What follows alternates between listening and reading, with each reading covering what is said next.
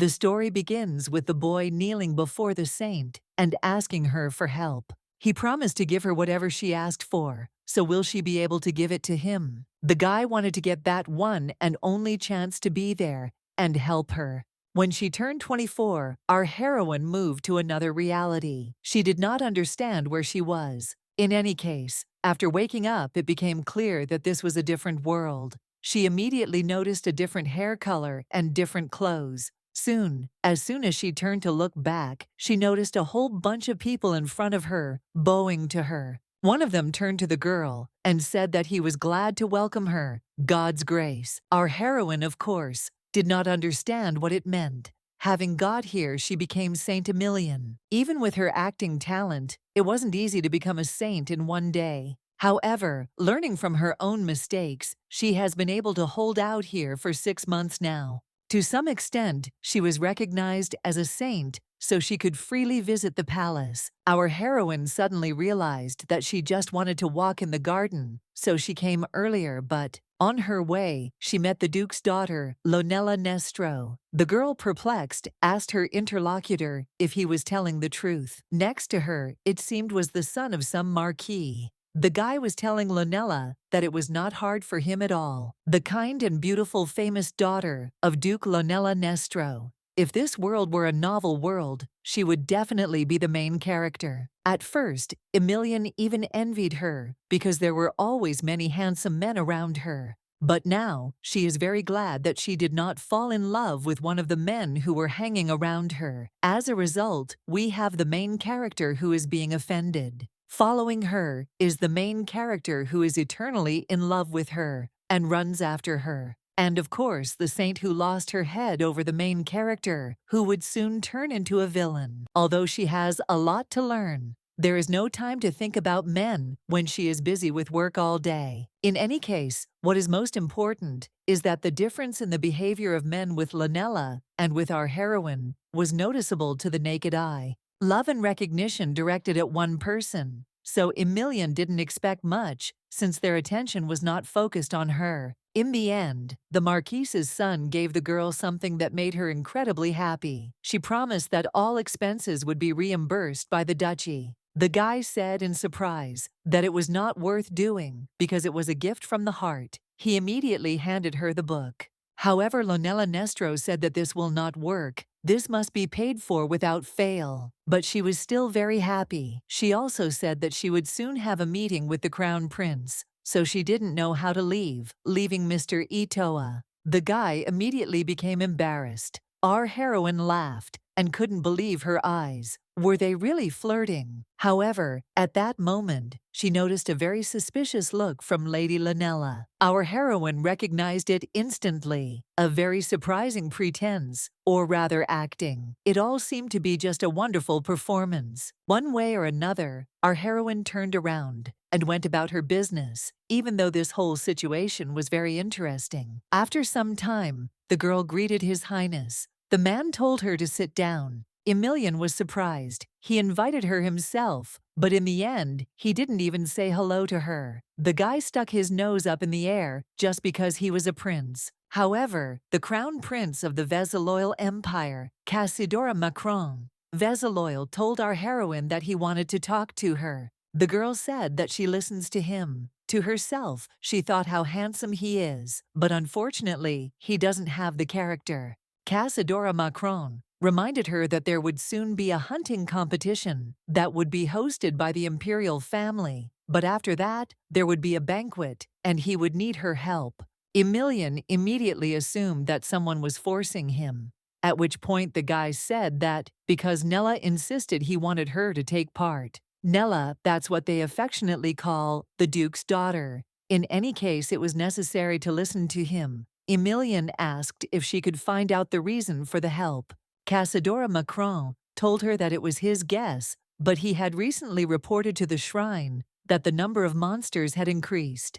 Since the competition will take place in the large forest territory, there is a high probability of encountering monsters. Nella is worried about him and wants the saint to be nearby. Our heroine said coldly that she understood him. However, does his daughter truly love the Duke, if she cared about even such a person? Although she immediately remembered how Lonella Nestro had flirted with that man a minute ago. In that case, what if behind that sweet and innocent smile, there are actually some insidious plans hiding? Casadora Macron suddenly said that he knew very well that she did not visit such places. However, he asked that Lady Nestro's wishes be respected and his invitation be accepted. Seeing Casadora Macron's smile, our heroine was shocked. Does this man really know how to smile? Emilian sighed heavily and said she was willing to take part. In that case, he said that their conversation was over. She could go, because Nella should arrive soon. Strangely, right after meeting the Marquise's son, she decided to see the Crown Prince. Anyway, Emilian smiled at the prince and said goodbye. However, the girl looked to the side and sadly thought about how unfortunate it was that she would not be able to meet Lady Nestro's entire harem. Suddenly, the thinker of the Halo-Lastuan Empire approached our heroine. He was glad to meet Lady Emilian. The girl smiled and said it was mutual, and then asked in surprise if he was really going somewhere. The guy said that Lady Nestro had called him. Our heroine immediately decided to try to touch on this topic. She said in surprise that she had a meeting with His Highness. Did something really happen? Halo looked at her in horror, not understanding whether this was true or a joke. The girl told him that she had only invited him. Emilian immediately assumed that he had been screwed too, but decided to calm him down, saying that there was some kind of problem. In any case, I felt sorry for the guy, but now everything became clear to Emilian. The image of the innocent, stupid girl, Lonella Nestro, who everyone around her fell in love with, was just a mask. Halo, Lastuan, meanwhile began to move away in bewilderment, and our heroine whispered to herself that she was very surprised at how she pretended to be nice. Much more interesting to watch than a truly kind and sincere person. All this was amusing. Already in the evening, our heroine was thinking about the hunting competition. Is the Duke's daughter worried about her men, or is she planning something else? Suddenly, our heroine began to feel an unknown pain and writhes from it. Soon she fell asleep because she remembered this feeling. It was the future that God shows her, the so-called prophecy. Just a few hours later, Emilian jumped up in horror because she was perplexed by what she learned about what would happen at the competition. There would be a monster. The action moves to the next evening. People at the fountain were talking about different things. One way or another, there were even conversations about rumors. As it turned out, 5 monsters had already been spotted in Sarthyun County. The man asked if the Count and Countess were okay. The interlocutor answered him that fortunately, they managed to settle everything in time. The knights used the commoners as bait and defeated all the monsters. It was thanks to this that the county got away with no casualties. However, the people who made the bait for the monsters died. Anyway, one of the men laughed, saying that this was what he expected from the Count. Destroyed the monsters and got rid of the pathetic commoners. Excellent strategy. Our heroine was perplexed by the world, in which such actions are praised and admired. Emilian didn't really understand why she ended up here and became a saint. She sits on the bed again, thinking about what she saw. She had the dream a second time. The prophecy speaks of monsters appearing. Monsters are beasts of chaos, so they are dangerous to humans. However, they have one weakness. This weakness is divine power, so it is the sanctuary that is responsible for their extermination. Anyway, the problem is that there is too little information about these monsters. The prophecy did not say how many monsters there would be and what level they would be.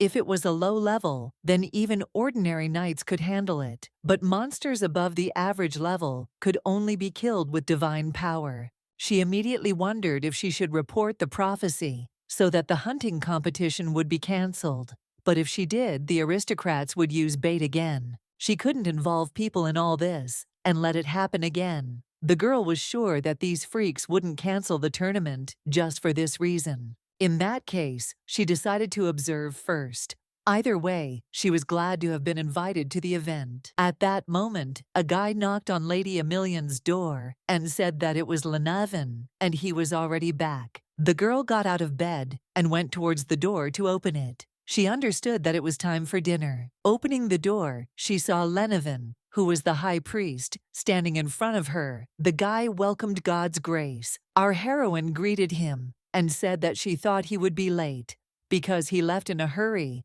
Lenevin said that he could not disobey her order. However, Emilian, that it was not an order at all. In any case, it was correct. She asked to follow her to the dining room. Already walking along the corridor, one could notice how Lenevin often glanced in the direction of Emilian. Eventually, noticing this, the girl decided to turn around and ask what happened. The guy immediately turned his head away, apologized, and said that everything was fine. The girl was, of course, surprised, but didn't attach much importance to it. Emilian decided to change the subject and asked where he went during the day. She noticed that he looked very worried when he came to ask permission to leave for a while. The guy admitted that Lady Lonella Nestro had called him to her and offered him and the thinker to take part in a hunting competition. Emilian had fully expected this. Anyway, she said she was glad it wasn't serious because she was beginning to worry about him, seeing how he was hurrying.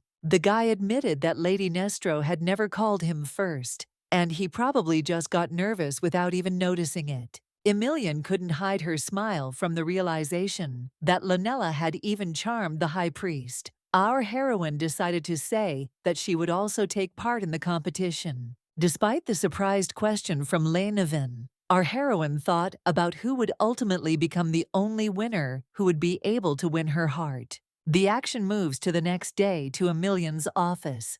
She was told that Lady Lonella Nestro had come to see her. Our heroine asked in surprise what the purpose of the visit was, to which the maid replied that the lady said that she wanted to meet with her. Emilian was very surprised that the Duke's daughter appeared so suddenly without even warning in advance. In any case, she sighed heavily and decided that she would still listen to her, so she asked her to take the lady to the living room and make tea. After some time, the girl finally appeared in the passage and with a sweet smile told God's grace that she was glad to greet her. Lenevin bowed down in embarrassment, and our heroine told the lady that they had not seen each other for quite some time. The girl said that she didn't want to take up her precious time with her sudden visit, but she needed to discuss something very important. Emilian asked if it was personal, and then immediately decided to let Lenevin go. Lonella Nestro screamed and said that it was not necessary to do that. She started to say that this was a very difficult topic for her, but she would feel better if Mr. Lenevin stayed nearby, so she asked to leave him. Our heroine immediately noticed the falseness in her words, but accepted her request, so she asked Lenevin to stay next to Lonella Nestro. The guy came up to her and handed her a handkerchief. The girl thanked him and said that terrible things had been happening to her lately. That's why her eyes were wet. The girl with tears in her eyes began to talk about how someone had recently started threatening her. Emilian, perplexed, asked what she was talking about. Lonella Nestro said that when she went to tea with Lady Chiron, she suddenly found a whole bunch of her knights killed. Our heroine asked again in surprise, and the lady continued to say that strange things were happening around her. Things would go missing from her, and sometimes she would even wake up in another room. But none of the maids saw or heard anything. Here, our heroine could not understand what she was hearing with her own ears right now. Is Lonella Nestro showing her acting talent again, or is she telling the truth? One way or another, the girl ended up with increased security assigned to her, and her father was very worried about everything because the criminal had not yet been caught. The girl cried and clasped her hands, asking the saint to help her with this. Our heroine sighed, thinking that if she was informed about the prophecy with monsters, then she should take on this too. The girl asked how she could help. Lonella Nestro cried out in disbelief, asking if this was true. Emilian said she would agree for a couple of days. She would be responsible for her protection and finding the criminal. In that case, the lady said that her father would be diligently engaged in surveillance. There is no need to worry about that because she needs protection. our heroine took a cup of tea and said that she would come to the duchy and take on this matter from tomorrow until the beginning of the hunting tournament. Lonella Nestro was incredibly grateful for this. Soon Emilian asked Lenevin to escort the lady to the exit. Soon, the guy led the girl along. But at that moment, our heroine still saw that very smile from Lonella Nestro. Our heroine could only laugh at this because she was amused by such acting. The action moves to the next day. At this time a carriage was driving to the duchy. Of course this carriage belonged to our heroine. Lonella Nestro met her and began to thank her for coming. However, the Duke and Duchess of Nestro asked their daughter to be more polite. The woman greeted the grace of God, saying that she was glad to meet them. Lady Nestro also began to talk, almost with tears in her eyes, about how happy she was and how excited she was. Our heroine turned to the Duke and said that God would bless them. She did not know that they would decide to meet her all together. The man said they had to do it because Nella had traveled so far for her safety. They asked her to make herself at home. Immediately, Lonella Nestro took the saint by the hand and invited her to go inside. The girl assured our heroine that while she was visiting them, she would take good care of her. After some time, they finally reached a corridor along which they were moving somewhere. Looking around, our heroine said that this is how she imagined the estate of Duke Nestro. This family is indecently rich. However, the girl still decided to look at Lonella Nestro and thought for a bit. The girl noticed someone looking at her, so she turned around and asked Emilian in surprise if she wanted to ask her something. The girl said that she looked completely different. Lonella asked what it meant, and our heroine said that yesterday she looked too desperate. The girl thanked for her concern and said that today she had a saint next to her. That's why the girl felt safe next to Emilian. Our heroine said that she was very happy about it, but still, it was a complete lie and even her tears were an act. In any case, she doesn't understand whether there is any truth in her tales. Judging by her parents' reactions, this is indeed a cause for concern. Well, or maybe she really was threatened with something, and she saw this as an opportunity. Lonella Nestro suddenly asked the saint if she wanted to have lunch together. Our heroine understood that she still had time, so she would learn about everything slowly. She agreed to the proposal. After a while, the girl was sitting at the table and eating lunch with a beautiful but up-to-no-good girl. Not a bad evening. Somehow, realizing that there were no men around her, she was now feeling rather bored. In any case, she decided that she would have to make plans for next time. Suddenly, Lonella Nestro raised her head and coldly asked the saint why she was so active. Our heroine was horrified by the change in voice and the atmosphere that had arisen, so she even fell silent for a while. Nella suddenly said that her voice sounded strange, so she asked not to misunderstand. She asked out of pure curiosity. Looking at Emilian, the girl said that she was too different from the previous saints. Our heroine heard these words quite often. When she first came into this world, the saint was treated well, but in turn the attitude towards the sanctuary was terrible. Since people were endowed with divine power from birth, they possessed excessive kindness. In other words, they were never in a favorable position. Even if someone took away their share, they put up with it without speaking out against it. By her standards, the life of the sanctuary was somewhere between abstinence and poverty. Unlike previous saints, she began to improve the system in the temple. Our heroine said that she had answered this question several times at the meeting. She hoped that it had been clarified, but apparently Nella had not heard it yet.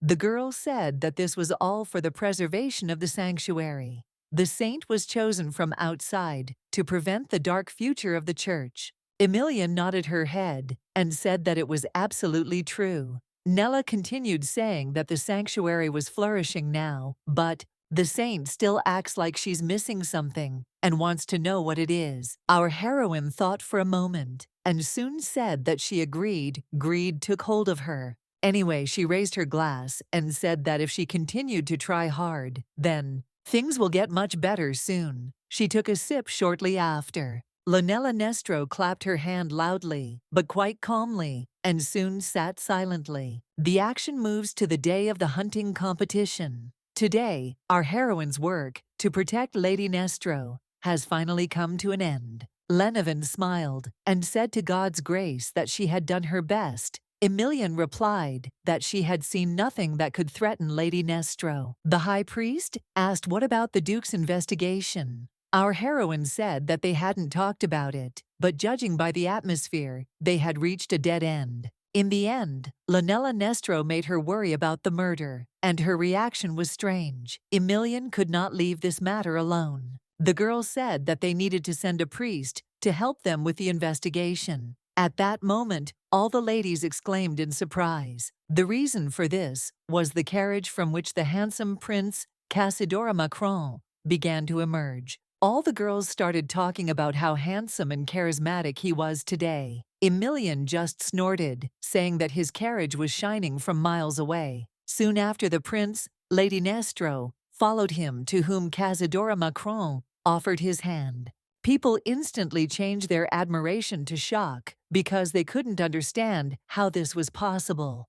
Emilian laughed at this. At that moment, the girl jumped out of the carriage and, seeing a friend, immediately ran towards him. Looking at Enesis, she told him that she was very glad that he came here. This guy was Duke Anisis Casian, or childhood friend of our lovely lady Lunella Nestro. You can see from his eyes that he is in love with her. If you count the thinkers standing over there were already 4 men gathered here who were interested in Lady Nestro. Emilian decided that she had to be vigilant, but she was still very interested in watching. Suddenly, Nella saw the saint and cried out joyfully. All the people started to whisper in surprise, "Who is Emilian?" Noticing her pink hair, they realized that she was a saint, but they did not know that she visited such places. People decided that she was close to Lady Nestro, and our heroine decided that this girl was attracting everyone's attention. Emilian smiled and greeted the lady. At that moment, Enesis came up to her and reminded her about the scarf. Lunella Nestro told him that she had just prepared it.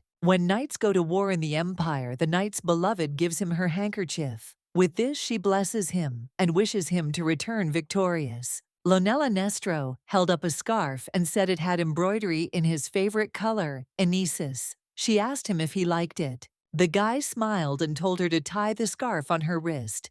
He definitely wouldn't go anywhere from here. After this, our heroine turned her gaze to the crown prince and found a similarity in the fact that there was also a scarf on his sword. The guy approached Duke Casian and said that all preparations were finished, so it was time to move. He gave the girl a demonstrative hug. Soon, the boys headed forward with Lunella Nestro, waving and wishing them victory. Emilian also wished them a safe journey. His Highness the Crown Prince said that he would return soon. Enesis, bowing his head, thanked the girl for her wishes. The action moves forward some time. The stately princesses communicated with the Duchess with compliments. Our heroine, in turn, stood on the defense. At that very moment, loud screams and incredible shortness of breath were heard from behind her. Turning around, she noticed a knight in front of her who had fallen to his knees and was calling out to the saint in horror.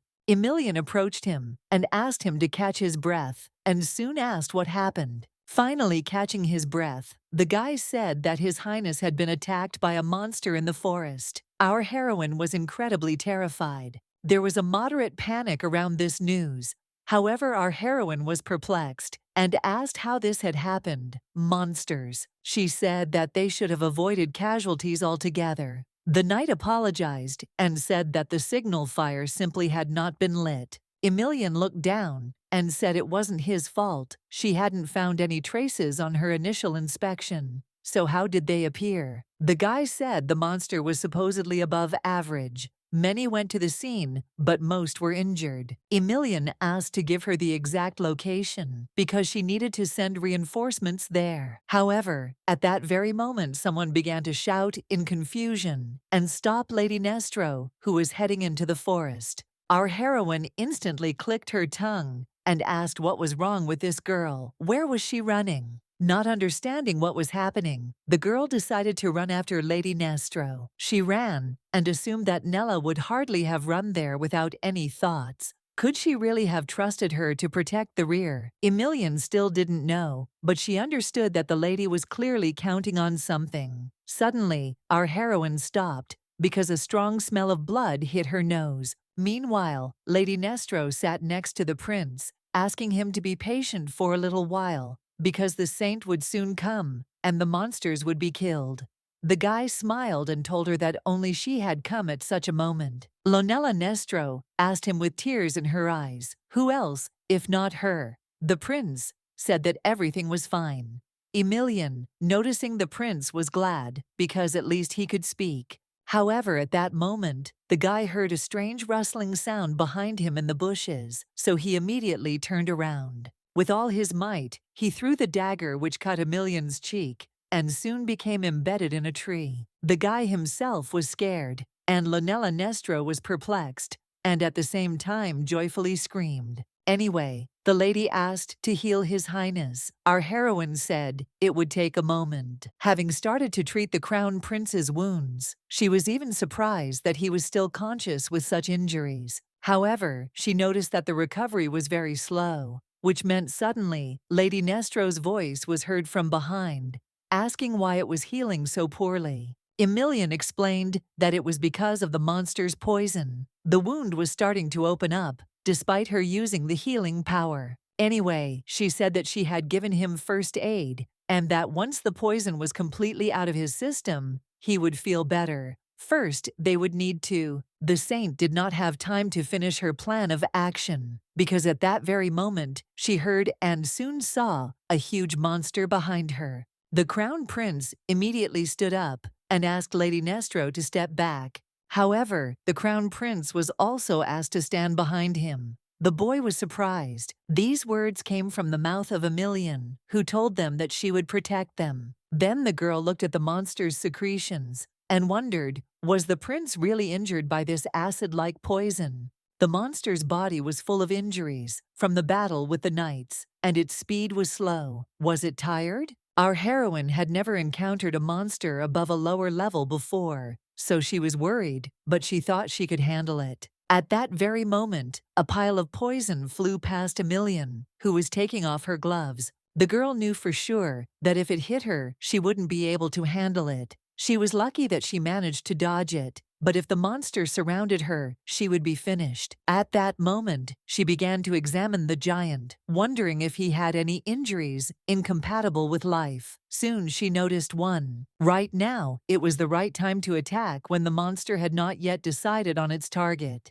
As she began to use magic, her hand began to glow. The girl understood that she had only one chance.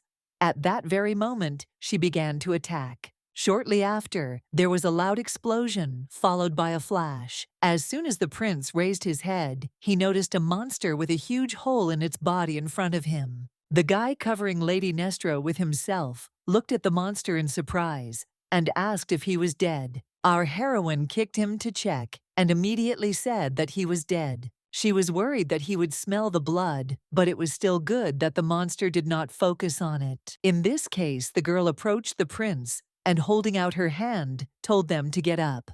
Lady Nestro reacted instantly and turned the attention to herself, saying that he would help Prince Casadora get up. At that moment, our heroine looked at her hand and thought about how long it would take her to wash all of this off. Suddenly, the crown prince grabbed her hand and said that they had to go. Emilian was surprised by this, but she said she agreed. Nevertheless, it was all strange. He was supposed to be wiping away Lady Nestro's tears, but then why did he ignore her? At that moment, our heroine heard screams behind them. She remembered the people who were fighting the monster, so she immediately called out to His Highness. The guy didn't give a sign the first time, so Emilian repeated it, but louder. The prince turned around in surprise and asked what happened.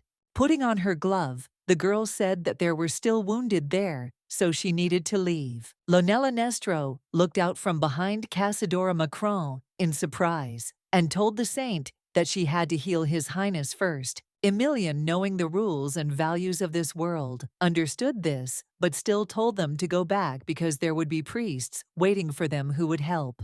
However, the guy started to say what he wanted, but at that very moment, Lady Nestro started to say that they needed to go back. If he gets sick, she'll suffer. She said he shouldn't like it when she gets hurt. Emilian wasn't even surprised that in such a situation, Lonella Nestro didn't stop playing. While the girl continued to cry and ask His Highness to come back, our heroine turned around and wished them luck, and she left.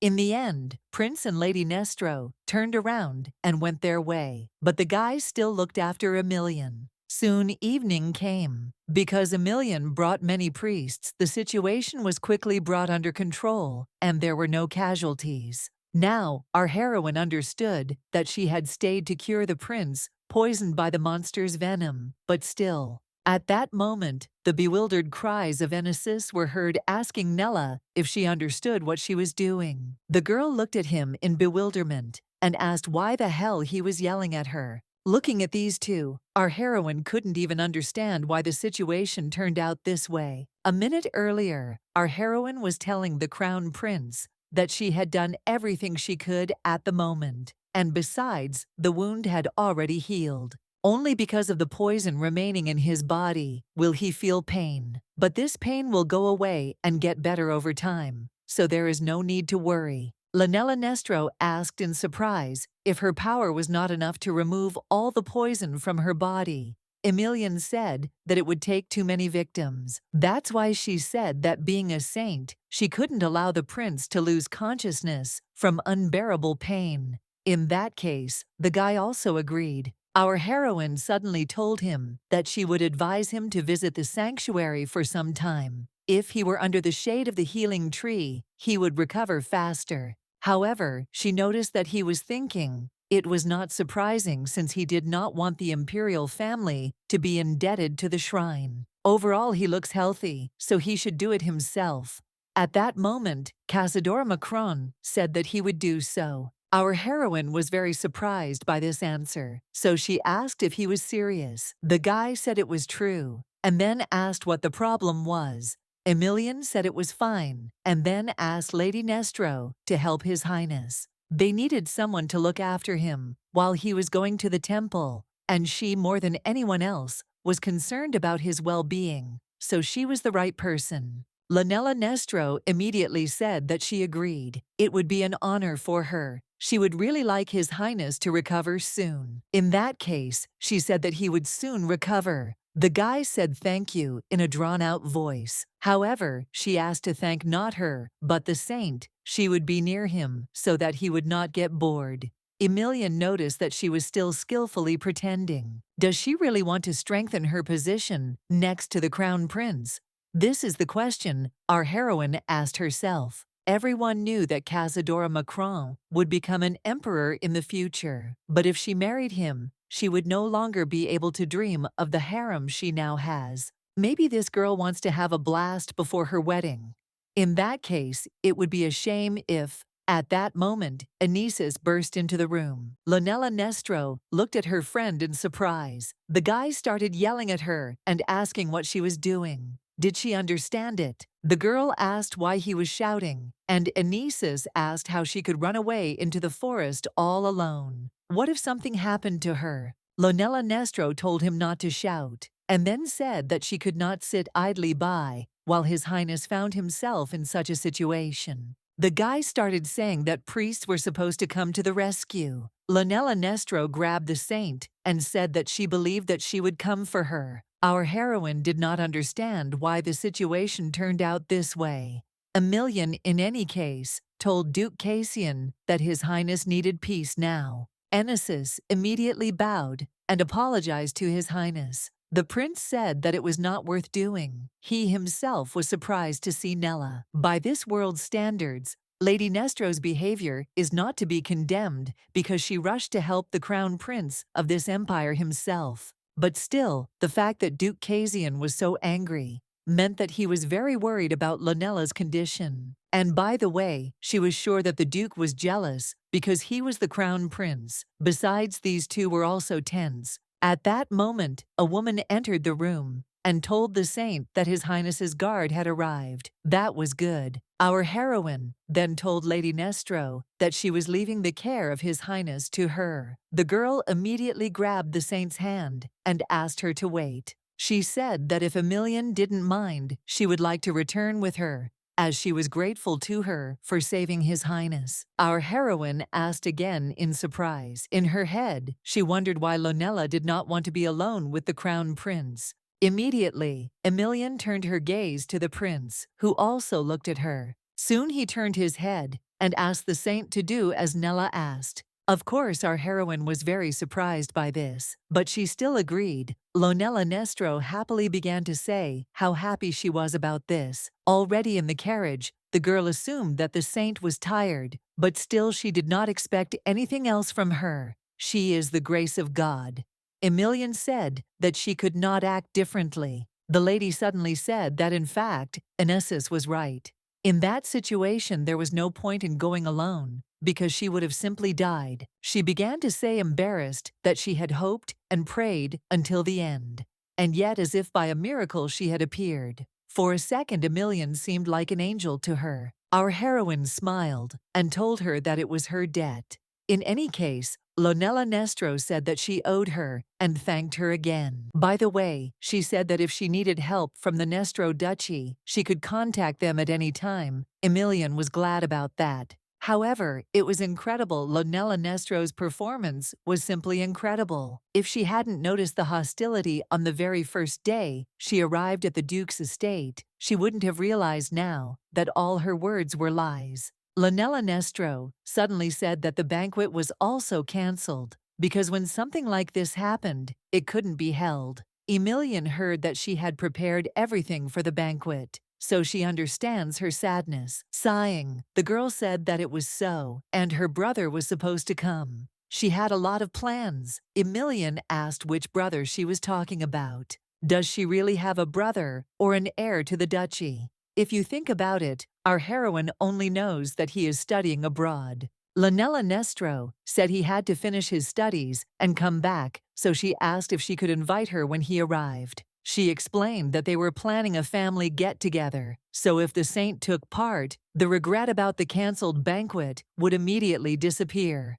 However, our heroine said that she would be uncomfortable attending their family event. Lonella said that everything was fine, and that Inessus would come too. Only as Emilian could see, they had just had a fight, so she wasn't sure if he would want to come to her. In turn, our heroine, on the contrary, thought that Duke Cassian would still appear to make peace. In that case, she thanked her for the invitation and asked if she could come with the priest who is helping her. If it was Lenevin, Nella would be only too happy. The lady was busy with the prince and Duke today, which made Lenevin seem desperate. It would be interesting to see him try to stand out at their family dinner. At that very moment, Lonella Nestro asked the saint if she knew that her brother was a magician. Suddenly, something flew into the carriage and broke the glass, which flew into the salon where the girls were sitting. Our heroine covered Lady Nestro, but did not understand what was happening, why the carriage was attacked so suddenly.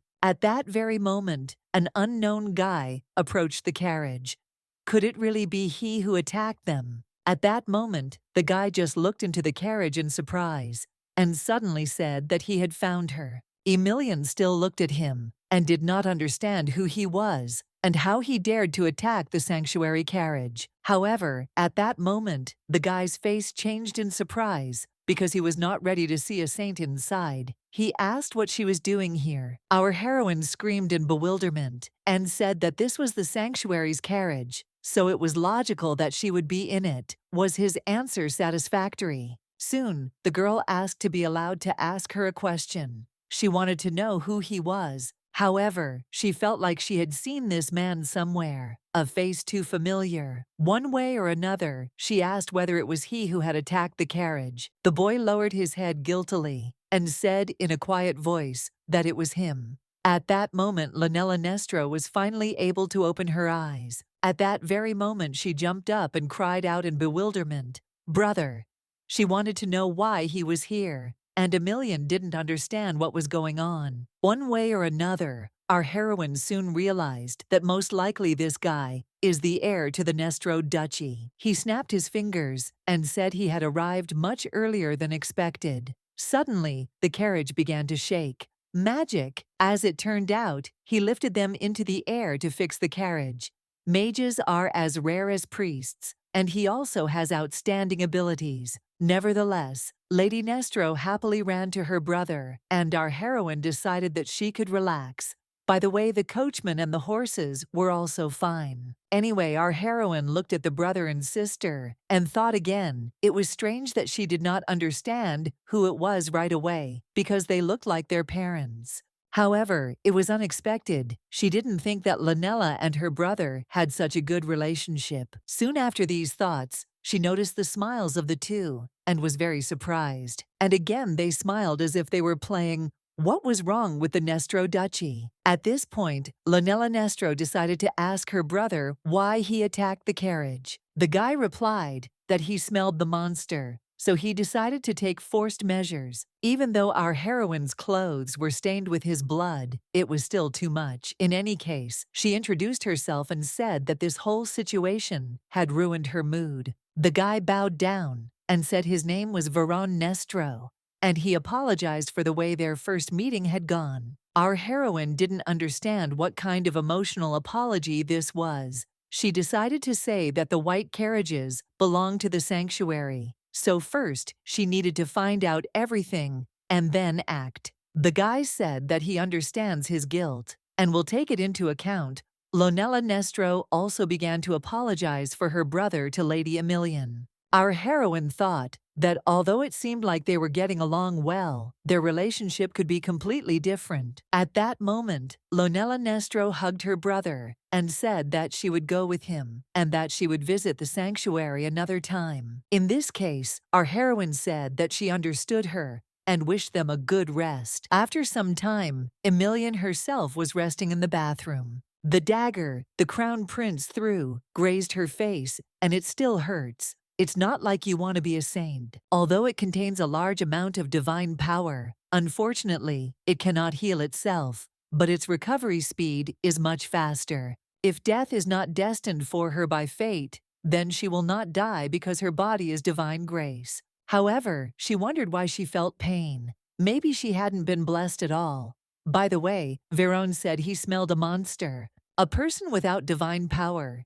it seems, could not recognize the aura of a monster. In general, I would not like such a situation to happen again in the future. By the way, at that moment, the girl remembered that the prince didn't even thank her and took her favorite shawl for himself. Well, whatever. Today these hands killed a monster and saved a human life. It was dirty and creepy scary at times, but she got through it, so it's all good. As soon as our heroine finished taking a bath, she came out and noticed Lenevin, who was waiting for her. The girl remembered that she had asked him to wait here. She apologized for making him wait. One way or another, she handed over the documents and asked that they be transferred to the imperial palace. These are documents about the monster that injured the prince.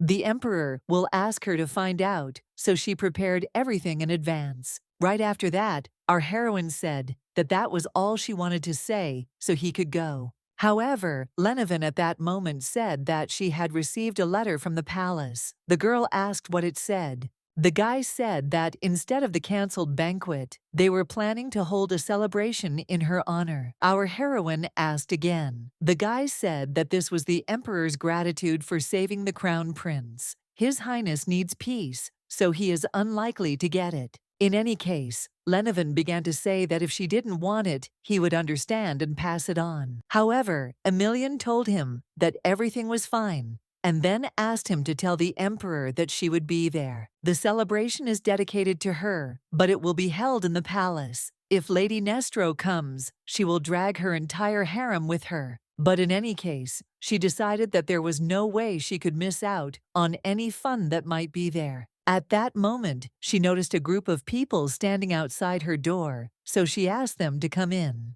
The sanctuary's manager Lewin told Lady Emilian that it was time for her to prepare to leave. Our heroine told her that it was not time yet because she would make it an hour before leaving. The event would take place in the evening after all. However, the girl screamed in confusion and said that she needed to wash, comb her hair, get dressed, and put on makeup. They don't have time anyway. Instantly, she picked up Lady Emilian and started to lead her into the room, saying that they needed to hurry. Our heroine sighed heavily and said that she didn't want to. However, already in the corridor, Emilian noticed how much Lewin had changed. At first, she avoided even eye contact with her, and this was already silently about starting a conversation. The girl smiled and thought, had she really become a full-fledged member of this place? The action moves to evening. Lenevin stood opposite the window and watched the sunset. At that very moment, someone called him, so the guy was a little surprised. Realizing that it was Lady Emilian's voice, he turned around and asked if she had called him. However, his face changed in surprise.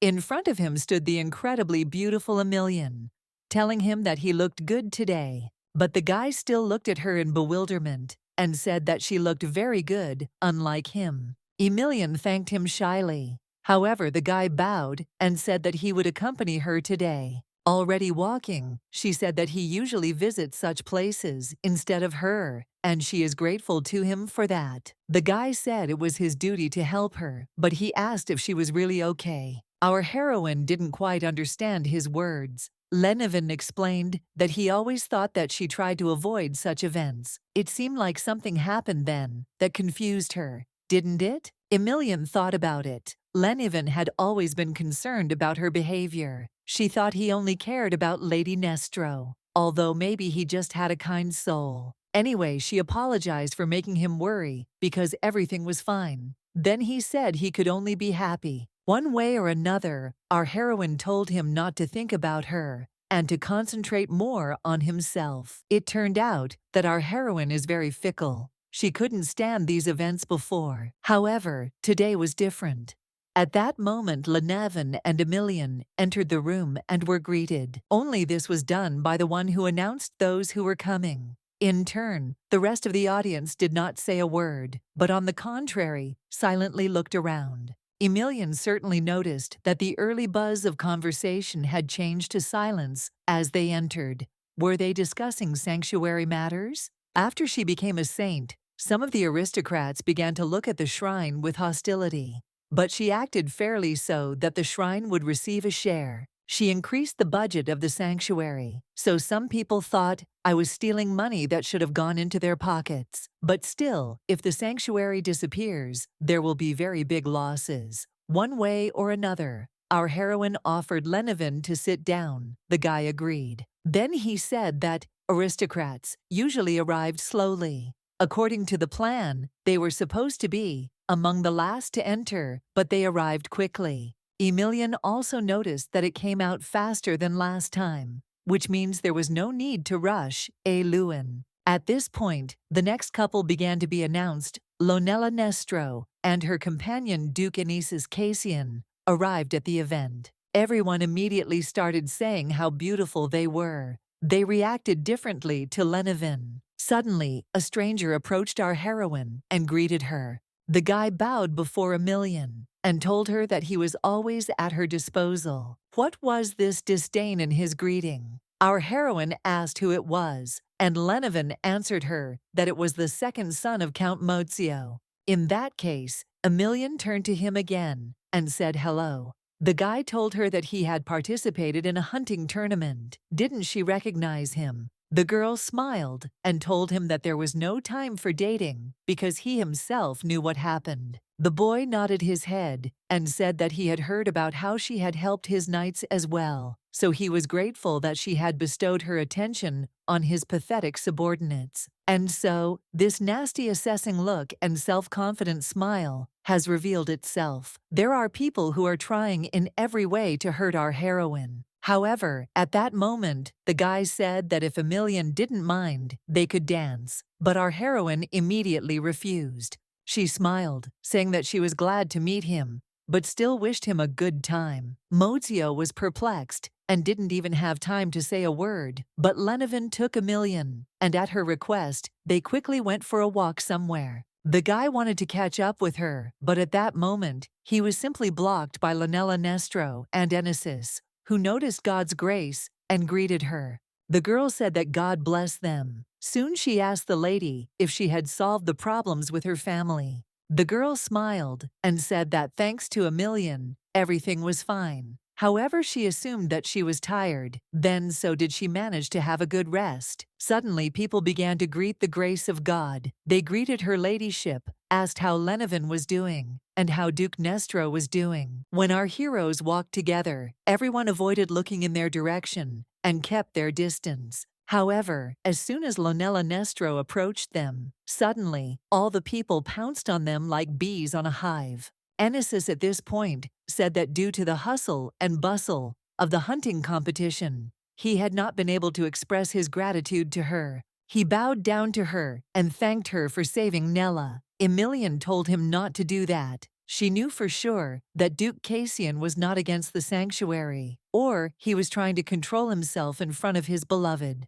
But why then does this man look at her as if she is his rival? At that moment, a puzzled Lady Nestro came up and asked her friend if he was really thanking Lady Emilian instead of her. Our heroine just decided that she had imagined it. Suddenly, a strange sound was heard. Emilian began to turn her head from side to side and try to determine where the sound was coming from. Not understanding what was happening, our heroine felt a terrible premonition. At that moment, she raised her head and looked at the chandelier. Something was wrong with it. Perhaps now it, literally, as our heroine thought, the chandelier chain snapped in the blink of an eye.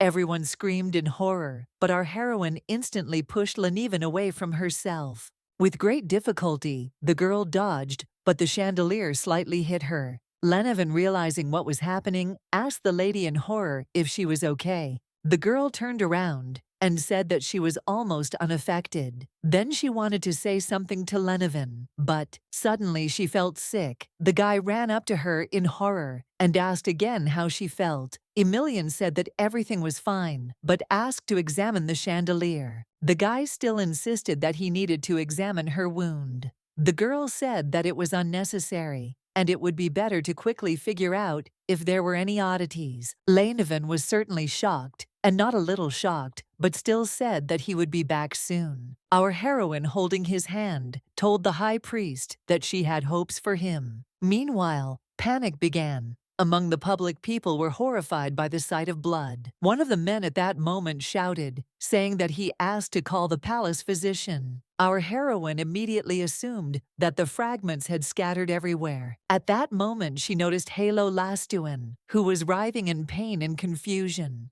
Was he in pain too? She approached him and asked him to let her take a look. Halo Lastuin almost jumped in surprise. Anyway, she used her healing magic and started helping the guy. In just a moment, his hands were perfectly clean, and there were no traces of wounds. Seeing this magic, a whole crowd of people ran to Emilian and began asking her to help them. Many were injured, but fortunately nothing serious. Then she would try that. The girl asked everyone to calm down and not move. At that very moment, she began to use magic, but more substantial. Thanks to the mass spell, all the people's wounds were healed, and there was not a scratch on their bodies. In that case, she settled the matter of the first urgency. Then the girl turned to Duke Cassian and asked if he was okay. The guy nodded his head. Overall, this was not surprising since they were at a safe distance. Finally, Lenevin came running and told the saint that there was a strange mark where the chain had broken. It looked like the chain had been cut off on purpose.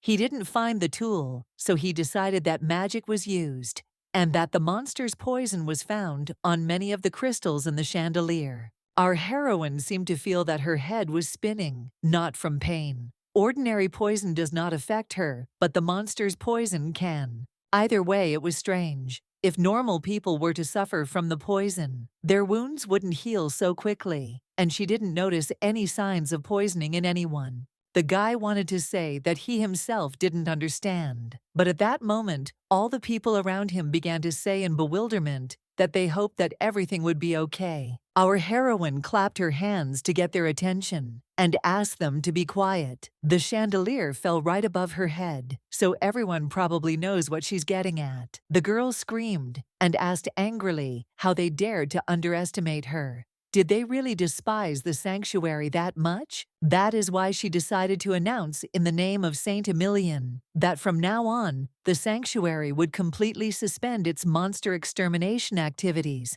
People started shouting in confusion and asking what kind of nonsense this was. Should they really resist monsters only with physical force? However, at that moment, a man approached our heroine from the side and asked the saint to calm down. Turning around, the girl saw Marquis Mithra in front of her. He is the most powerful and influential person among all the aristocrats of the empire. He called for using commoners as bait. He assumed that Emilian was very scared because of the falling chandelier, so it was difficult to remain calm in such a situation. But still, she should think about everything. He began to tell her about the main purpose of the sanctuary, saying that it was not a funny joke to shut down her monster-slaying activities. Emilian said that they were the ones making the joke, not her. Mithra laughed and then asked in surprise what she meant. The girl explained that the mistress of the sanctuary is a saint, and this, as everyone knows, is she. She is the one who hears God, who brings abundance and peace to the empire.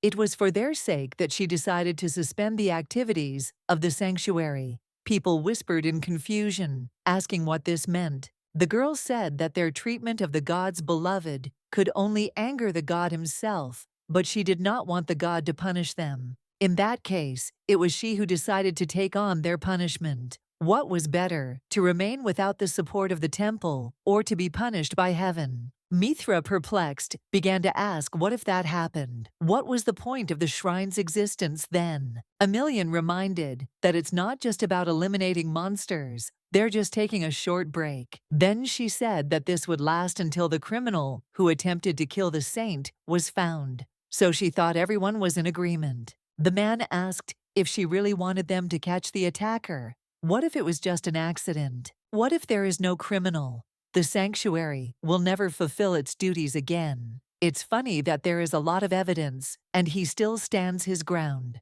Emilian wondered if the managers wouldn't have noticed a chandelier that was about to fall. The idea that someone did it on purpose sounds more plausible. The man wanted to say something, but he hesitated.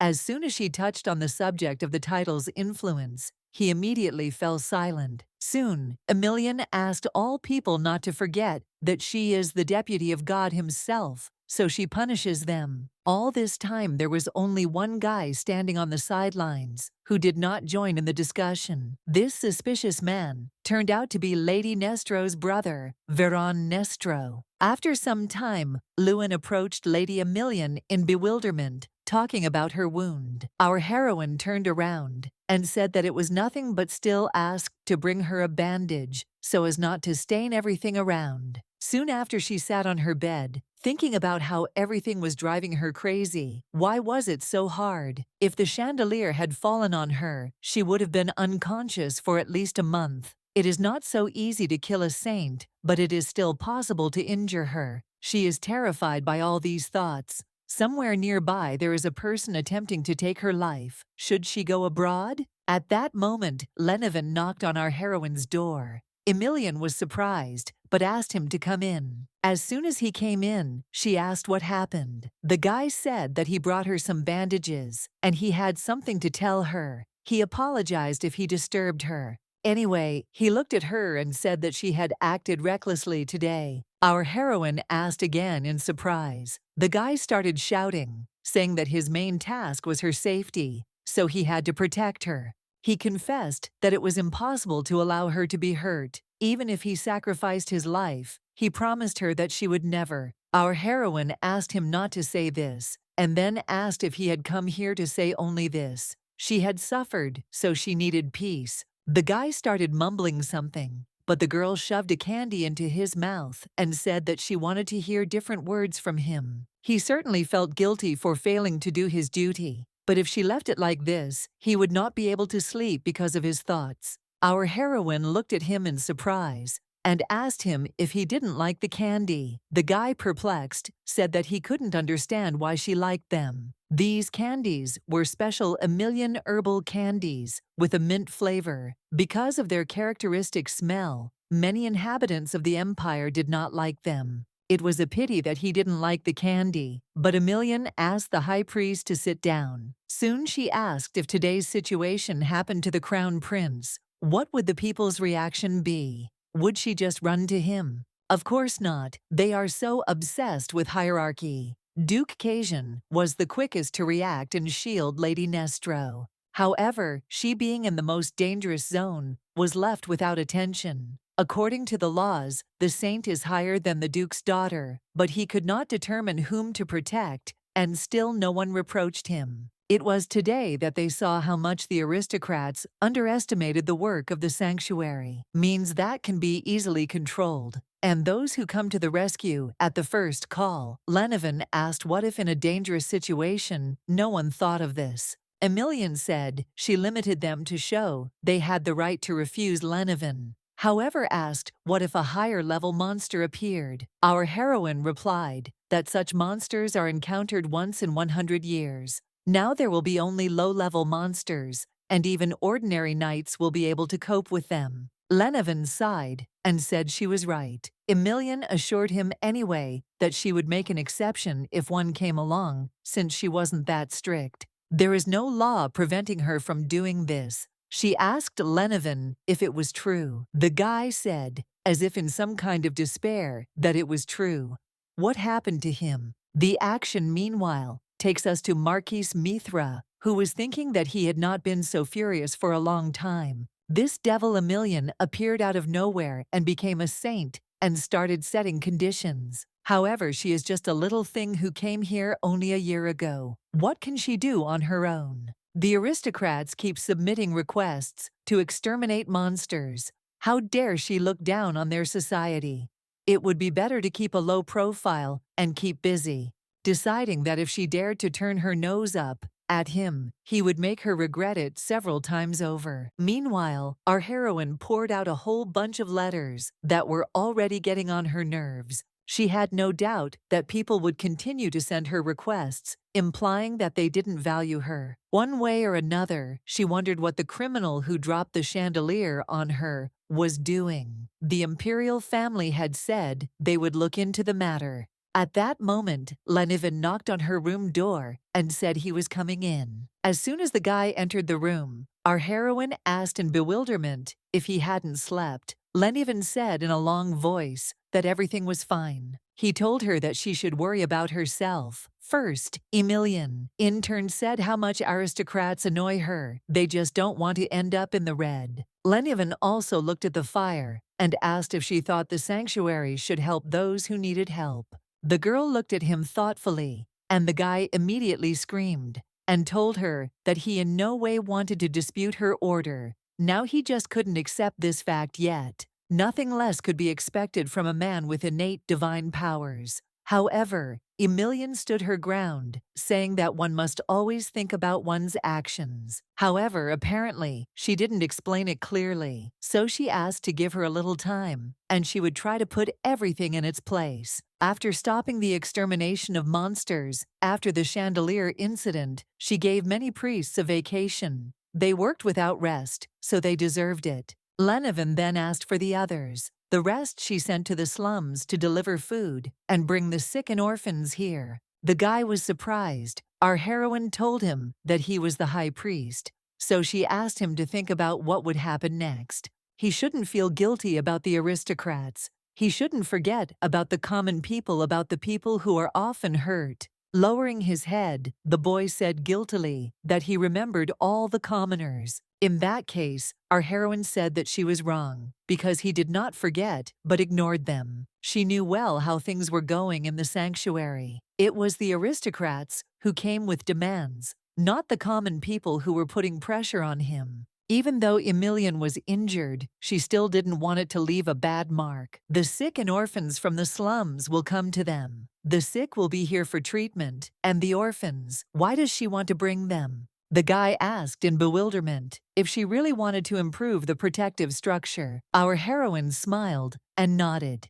In memory of those who sacrificed their lives, she decided to equip a small room in the sanctuary. It doesn't have an official name yet, but its purpose is to care for orphans. She protected all those who lost their relatives in the slums. The girl said she wanted to consider a place outside the sanctuary. Maybe even build a real shelter. This shelter will house orphans until they reach adulthood. The guy asked if she meant how things are now. The girl said that everything is correct. They will just legalize everything. This is directly related to taxes and other expenses. She suddenly remembered taxes. She planned to use the opportunity to completely revise the tax rates throughout the empire. The guy said that His Majesty would not allow her, and the girl herself understood this perfectly well. The previous saints could not do anything, so she wanted to try. Looking at him, she said that this was perhaps the main purpose of the god who sent her here. The guy immediately screamed and said that he would try even harder and give it his all. Our heroine smiled and said that even his words would be enough for her. Soon the action takes us to the evening. Our heroine was sitting in the library and reading a book. However, looking out the window, she noticed that night had come, so it was time to rest. Of all the places she had been, she liked the sanctuary library the most. There was a reason for this, of course, but at that moment our heroine found what she was looking for. There are a lot of romance books in the shrine library. The one she got was one of them. This place was occupied by all the saints. Apparently among them were those whose taste was similar to hers. Perhaps they would even become good friends. By the way, it was impossible not to notice the impressive title of the book, Love of a Monster. It is strange that with such a title, it ended up in the sanctuary at all. In any case, having decided that it was fiction, she nevertheless began to read it. The story begins in a primitive way. A long time ago, a monster was born in a forest. He observed people and could even think. He listened to voices, studied paintings, writing food, and even people's clothes. One of those days, a monster entered the body of a beautiful girl and came to the village, but it was hard to get used to the human body. She fell tripping, but then a man suddenly appeared and helped the beauty get up. Of course, they fell in love with each other at first sight, but fate decided to play a cruel joke on them. The man turned out to be a priest. If he finds out who the beautiful girl really is, she will lose her life. The monster girl still decided to give in to her love, but lost in her dreams, she made a mistake. The sanctuary learned of the true nature of the priest's beloved. Then they told the man about her and ordered him to kill her. Because of his love, he could not watch his beloved die, and in the end, he decided to run away with her. However, they failed to deceive the sanctuary. The exiled priest died saving the monster's girl. The man she loved was dying in the arms of a crying girl. And then she said, "Why am I a monster? Why am I not a person like you?" Quite unusual, a monster that thinks like a human and expresses feelings of love. Even if such a thing exists, it is unknown when it will turn to humans. However, it is right that the sanctuary judges such people. But the story is very tragic. After some time, the girl came to her office, but noticed Lenovan still sitting at the table. She put her hand on his shoulder and said that she asked him not to overdo it at night. The guy was very scared. Nevertheless, taking the piece of paper in her hand, she asked if he had any more business. She suddenly began to read. Count Guasen is guilty of kidnapping 21 girls. He is also accused of attacking them. Given that Count Guasen holds a special position, he is exempted from punishment. It's funny she only read one document. She looked at Lenivan and told him he was doing well.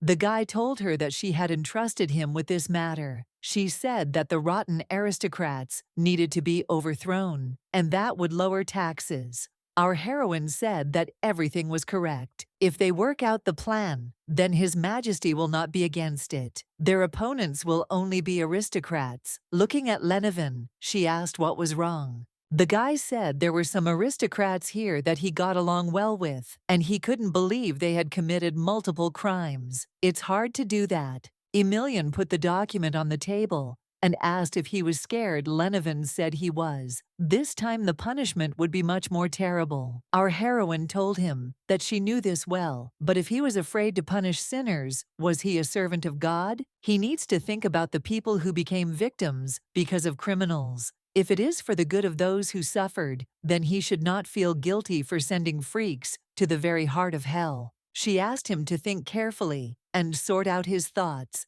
Would it be wise to continue to turn a blind eye to everything as before? Looking at his gaze, she decided that she had probably worried for nothing. Either way, she was glad that they understood each other. Stroking his head, Emilian said that it was hard to understand if there was no one nearby who helped him get on the right path. She again asked him not to blame himself because he was a great guy, and she would take all these documents to the emperor herself. The next day, she announced the punishment of sinful aristocrats and the reduction of taxes. All the aristocrats led by Duke Nestro supported this idea. The emperor also agreed to approve the punishment only after the truth of the crime was confirmed. The actions are postponed for 2 days. Waking up, Emilian thought that they had successfully overcome the first critical moment. Why was it so noisy outside? She decided to go out and check, but when she saw herself in the mirror, she decided that it was not worth doing it, looking like that. The girl began to tidy herself up, and at that very moment someone entered her room. It was Lewin, who was surprised that Lady Emilian was already awake. Emilian asked why it was so noisy so early in the morning. The woman said that the criminal who attempted to take her life had been caught. Our heroine was very happy to hear this. Nevertheless, Lewin, perplexed, began to ask why she had to be so stupid. At first glance, she was an ordinary lady, but she turned out to be a stupid child. Our heroine asked again, and Lewin decided that she needed to take a look. She would help her get dressed. After some time, she descended, and the priest greeted God's grace. The girl said that the blessing of the Lord would touch them, and soon after that, she said that they could stand up. Soon, the sinner Jessie Fatra was shown. She was caught last night for the attempted murder of a saint. Is this a criminal?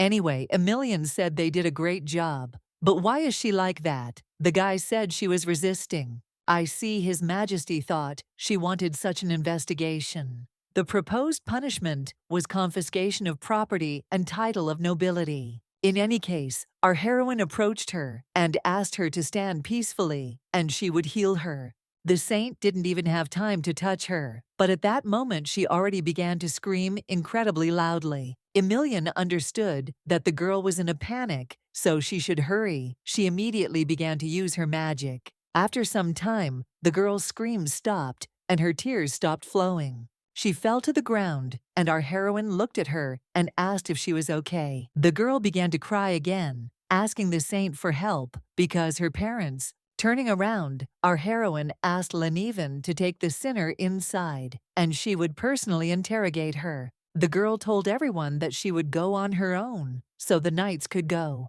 Unexpectedly soon, a guy approached our heroine and greeted God's grace. Turning around, she saw Anisis, who was addressing her and asking her to give him some of her time. The girl looked at him in surprise and asked what happened to his clothes. The guy replied that he had fought a monster a few days ago. The girl asked why his subordinates weren't monitoring this. The guy replied that the situation had gotten worse recently, so it wasn't the time to think about such trifles. Our heroine was surprised that something had happened in the Cajun duchy. At that moment, the guy said that this was not the reason for his visit, to make them pay for the sins that the aristocrats committed. This is what Emilian asked His Majesty about. Our heroine was surprised that he came because of this, but said that he was well informed. Anisis suddenly said that until now he had not known about his father's sins. He was very ashamed that even after receiving the title, he had not guessed about it. The previous duke was an arrogant aristocrat like the rest. He abused his powers, so it's no wonder his son didn't know about it. However, this crime is nothing compared to other aristocrats. She is even surprised that the Duke considered abuse of power a sin. Anyway, the guy said that he came to express his gratitude for her revealing the crimes of the previous Duke and assigning punishments. Our heroine asked in surprise if she was an enemy since she had caught his father in a crime. The guy said that although he was a good person for him, all sins were punished. Emilian thought so about him. Anisis is not a bad person at all, and the duchy began to flourish after he came to power. However, the guy said that he wanted to apologize to Lady Emilian for his father. Our heroine said that he shouldn't do it because there was no point in it. Anisis still stood his ground, saying that he had to do it. He dropped to one knee and asked Lady Emilian for forgiveness for allowing her to get hurt that day. He, as a knight who failed to protect her, must suffer the same punishment, so he is ready to do whatever she says. According to the laws of the empire, he was guilty. She, of course, does not like that. No one perceives the sanctuary, but she did not plan all this to punish Duke Cassian. Besides, despite his title, he sincerely apologizes, so she decided to do it differently. She asked if this situation happened again, would he save her? However, the guy suddenly fell silent. Our heroine asked why he wasn't answering, or was he not sincere when he apologized? Anisis replied that he did indeed feel guilty towards her, so he swears on the honor of his family. He apologized for not being able to say with certainty that his choices in the future would be the same as they are now. Emilian suddenly laughed and said that she wanted to joke a little. She did not intend to punish him. Even though his actions would be considered wrong by the laws of this country, she fully understands his intentions to protect someone dear to him. Even though she was in the middle of danger, her rescue was reasonable. But if she continued to talk about it, she would seem grumpy. That's why she decided to sum it up. Feelings can't always lead you down a rational path, but turning a blind eye to this, she said that considering that he came to her to apologize, she would turn a blind eye to everything. However, she asked him to stand up and also ask him a question. The guy said that she could do it. Our heroine asked him what he liked about Lady Lanella. This is a great chance to hear the reason why he loved her. Even in novels, she loved the moments when a man talks about his feelings. However, the guy stood rooted to the spot. He asked himself in horror what it was about Lady Lanella that he liked. Our heroine almost thought that he wanted to ask if love needed a reason. Anyway, judging by the reaction, he really didn't know the reason. Well, that was quite an unexpected reaction. Anisis then said that he couldn't answer that question. After some time, our heroine finished washing herself. She was worried about the state of Duke Cassian because he hesitated and left in a hurry. At that moment, a guy came up to our heroine and said that he would take the used towel. Emilian was grateful for that. The guy smiled sheepishly and said that he should thank her. Then she asked if he knew where Lenevin was. The boy said he saw the high priest heading to the guest room at the end of the hall. Immediately she turned around and told him he could go. Already standing in front of the door, she was thinking about sorting this matter out. Suddenly, she heard noise inside the room. Opening the door, she noticed the high priest trying to calm Jessie Fatra down. The girl screamed in horror and told them all to get away from her, otherwise she would lose control of herself. However, the guy finally noticed our heroine and was happy about it. Emilian asked what was going on. The guy said that he brought the girl tea, and she suddenly took out a knife hidden in her leg. Looking at the bottle in her hand, our heroine realized that it was a sleeping pill with a smell. Did she really want to escape from here with its help? Our heroine decided that no one had examined her for such items. They just wanted to beat up a person instead of doing their job.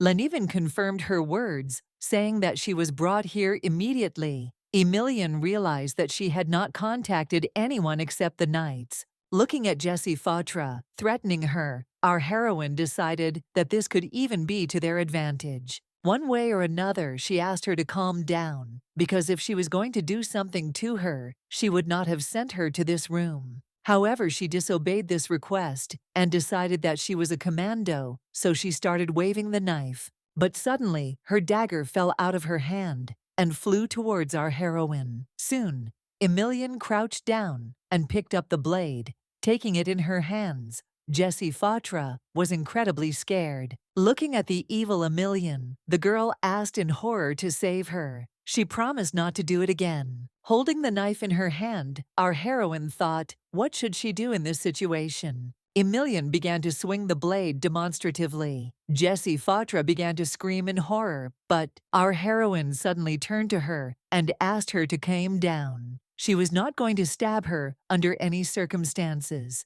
Leaning towards her, she simply asked why she was acting like this. She hadn't done it, so why had she come to the sanctuary then? The girl, perplexed, said that it was her. Our heroine said that it was funny because the person who took it with him was telling her this. It would be fine if she admitted her guilt and sat quietly, but only someone who is not guilty can act up like that, so it's unconvincing. Our heroine asked her why she was a criminal, and so the answer followed. Emilian asked how she did it all. Looking at her, she asked her to tell what tools she used, and if she used magic, she told her to show it here and now. It is so strange that a criminal who admits her sin cannot explain how she committed it. The answer is obvious. It's all because she is not the person she is looking for. Apparently, the Imperial Guard's investigation had yielded no results, and as soon as a man appeared red-handed, they decided to seize the opportunity. Although it was terrible that she was even beaten on top of all this, our heroine wanted to understand who wanted to pin the blame on her. Jessie Fautra suddenly felt a thought. She should say that she did it, but if they found out it was a lie, attention would turn to him. Realizing what a nightmare awaited her, the girl screamed again and said that it was her. She had to hide it by any means necessary. She said she had forgotten about that day, but she really did it. She had to convince the saint, otherwise her parents were in danger. Emilian walked up to Jessie Fautra and told her to listen to what she was about to say. She can't fool her with such terrible acting. She's pretty sure it wasn't her doing it. Our heroine dared to suggest that she was only worried about her family. Seeing no reaction, Emilian turned to Lenaven and asked him to send a man to the lands of Baron Fautra immediately. She told them to bring her parents to the sanctuary, and they would protect them. And she also told them that all this was for the sake of their daughter. Jessie Fautra asked in confusion what she was doing, and our heroine calmly answered that she would help her get out of this situation. She would help, right? The girl began to cry and asked the saint if she could really save her family. Our heroine took her hand and said that she would do everything in her power. Soon after, the girl started crying even more, so Emilian hugged her and started to calm her down. After some time, Lenaven came to our heroine again. Knocking on her door, the girl asked to come in. The guy apologized, saying that he heard that Lady Jessie Fautra was with her now. Our heroine pointed at the girl and said that she was here, but she was not a criminal, but her guest. She could not leave her in dirty clothes. The guy was, of course, surprised. However, he immediately said that he had sent priests and a carriage to the lands of Baron Fautra. Emilian said that was good, and then added that they were just about to talk, so she invited him to sit down. Our heroine soon took out a jar of her candies and suggested taking one Jessie Fautra. The girl happily took one candy into her mouth, just like Mrs. Emilian. However, soon, our heroine's face showed delight, but Jessie's face resembled that she was in incredible horror. Soon she even grimaced, not understanding what kind of delicious thing it was. Was it really edible? Noticing that the girl had swallowed the candy whole, our heroine said, in bewilderment, that this was not allowed. Jessie Fautra apologized, saying that she had a very strong taste. Emilian sighed and said that there was no one who would appreciate these candies yet. Anyway, she said that it was not the most important thing. Now, looking at the girl, she asked her to tell everything in order, but lying was forbidden. Jessie Fautra hung her head down and said she understood. She immediately began to say that her family had been on the verge of collapse lately. Her uncle, the Marquis of Veron, took away from them the mine which was their only source of income, and attributed his debts to them. However, a week before the banquet, a man came to her and offered her a large sum of money, telling her to do as she was told. A chandelier will fall on the saint's head. After a few days of investigation, she will have to convince everyone that she did it. In that case, the money will be hers. But if something went wrong, and she jeopardized his position, then her family would be in danger. Emilian assumed that she knew nothing about the criminal. The girl sighed and said that was true. Lenevin asked if she remembered any signs. The girl said that when he pulled out the bag, she noticed a black mark on the inside of his wrist.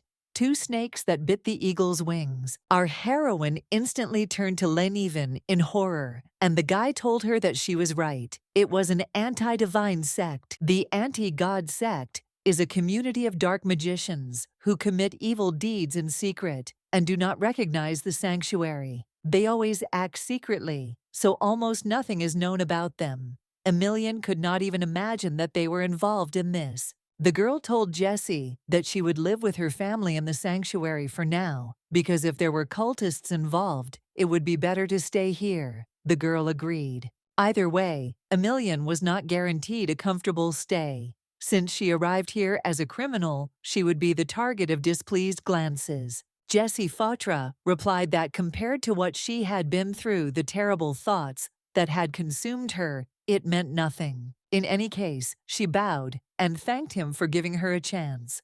No matter what happened, she would be on Emilian's side. Our heroine said that if she follows the good path, then soon others will also open up to her. However, Jessie Fatra said that, as long as she is here, she will try to help Emilian, said that she can count on her. At this moment our heroine was called to him by Lenevin, who was sitting next to her and wanted to say something. The guy said that she could also address him freely and informally, and what's more, he wanted her to do so. Emilian asked if he meant to switch to informal form of address. The guy said that he would feel more comfortable that way. Our heroine smiled and told Lenevin that she understood him and would address him informally. Our heroine hoped that the rest of the night would pass peacefully, but, looking at Mr. Nestro, who came to her in the middle of the night, she asked what he wanted. Emilian laughed and said that Lady Nestro does that too, so maybe it runs in the family,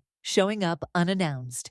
The guy, in turn, told her that he wasn't going to run into her. Our heroine didn't quite understand these words. He soon said that he used invisibility magic, but she still saw him. Emilian looked at him suspiciously and said that it was true, she could see him perfectly well. However, the guy asked not to misunderstand him. He did not come here with bad intentions. Emilian said she didn't know why he was there, but that didn't change the fact that he had entered her office without permission. Anyway, she asked him what he wanted to say, and the guy turned around and said that it was getting stronger. It was about the smell. Soon he approached the saint, and taking her by the neck, said that the reason for this was in her. The girl pulled his hand away, wondering how he dared touch her. She had lifted the ban on killing monsters. Veron asked again, surprised, and then said that he remembered. Could it be that he had not meant this? In any case, he turned again to the saint. Looking at Emilian, the guy asked if she wanted to make a deal with him. Our heroine, perplexed, asked what kind of deal they were talking about, to which Veron replied that he didn't want her to get close to his sister. Quite a strange condition. Emilian told him that it was quite problematic because she was even responsible for her security. She was worried about her. The guy replied that he would deal with it himself, so she didn't need to bother herself with the problems of the Nestro family. Looking at Emilian, he said that he, the heir of the Nestro family, had returned. Our heroine decided that he was serious. In any case, she asked what the terms of the deal were. Soon after, our heroine took his hand and kissed it. Veron certainly did not expect this. Then Emilian looked up and asked what if she accepted his terms. How would he repay her for it? The boy brought his kissed hand to the saint's lips and said that he would protect her. If she was in danger, she could count on him, an experienced mage who possessed high-level techniques. Our heroine was sure that situations like the one with the chandelier would happen again in the future, so keeping her distance from Lady Nestro and getting her brother's protection was a good deal. That's why Emilian said she agreed. Soon the guy approached her and told her about her sister. Our heroine asked what she should do, to which he replied that she should not touch her, but they could see each other. Before leaving, he told her that if she suddenly needed him, she could call him. Moreover, he was already waiting for the moment when she would need him. The action moves to the next day. The maid Jessie Fautra and Lanavan came to Lady Emilian and began to tell her that it was time to wake up. With great difficulty, our heroine raised her head and said that she heard them. However, due to the situation at night, she did not have time to sleep at all. In any case, even in this state, she needed to get up. Finally, getting out of bed, she began to reach for a glass of water. As she started drinking the water, she thought that today was a very important day. Suddenly, her brain froze.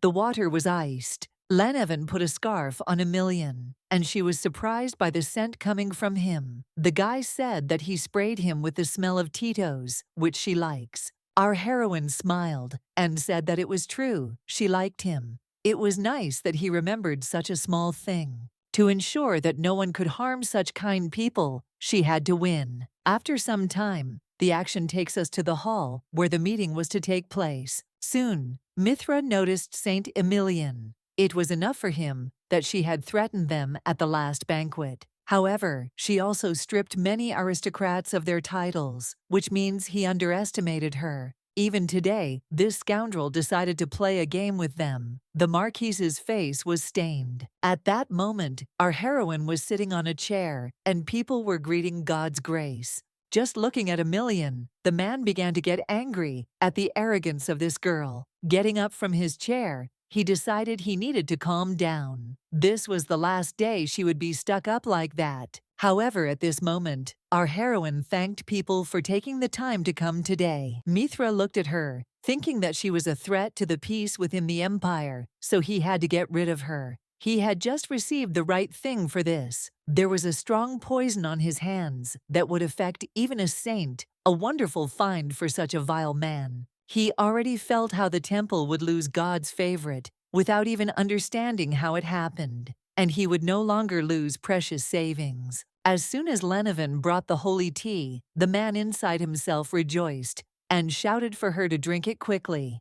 "Come on, Emilian, drink it." Suddenly, our heroine wiped the glass in bewilderment and asked what the poison was doing here. People began to scream in horror and ask if the high priest really wanted to poison the saint. The guy immediately started shouting back, telling Lady Emilian that it wasn't him, because he wouldn't do anything. Our heroine asked him to calm down and told him that she knew it wasn't his doing. She turned her gaze to the hall and assumed that among them there were those who had not come to their senses and still longed for her death. At this point, Mithra turned to Lady Emilian in surprise, asking if she really suspected her own guests. He pointed out to her that they were in a sanctuary, and the tea was brewed by her people, and only priests could have conceived such a thing. People immediately decided that he was right. The priest wanted to kill the saint. Of course, that made sense. This tea is made from the leaves of a plant that grows in their garden.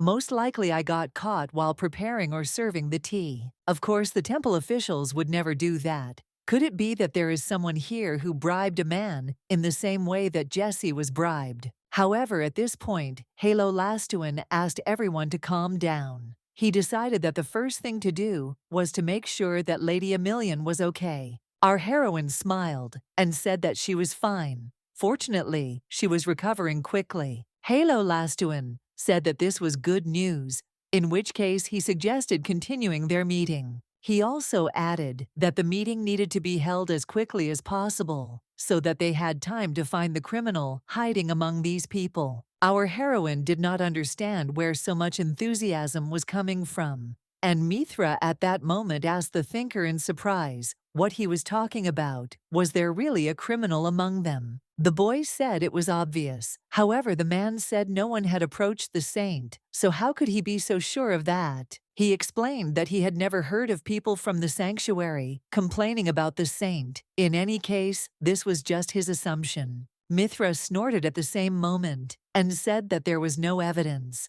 This was definitely the work of someone from the sanctuary. However, Alois added that if someone mixed the poison without going near the tea, they all become suspects. Mithra immediately tensed up. People asked the guy what kind of jokes he was making, because now was not the right time.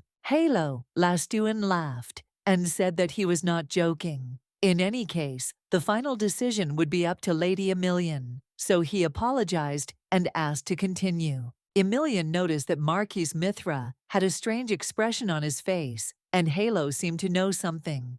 Either way, the girl decided to get down to business. She has decided to finish the work she started, as was said at the previous imperial meeting. She does not intend to change her position. She ordered that taxes be reduced to the amount she specified, and that shelters would appear in every territory in the near future. Emilian said that if anyone was against it, then they should speak up now. Of course, the first one who wasn't against it was Mithra, who, perplexed, asked to wait. Suddenly, the whole hall started shaking. All the people screamed in confusion. What was going on? Our heroine couldn't understand if it was an earthquake. At that moment, Lenivin told her to look out the window. The girl ran to the window, and to her horror she discovered a monster outside the window. The people began to shout in confusion and ask how the monster could have ended up in the sanctuary. The girl told everyone to calm down. Our heroine looked at Lenivin and asked how many there were.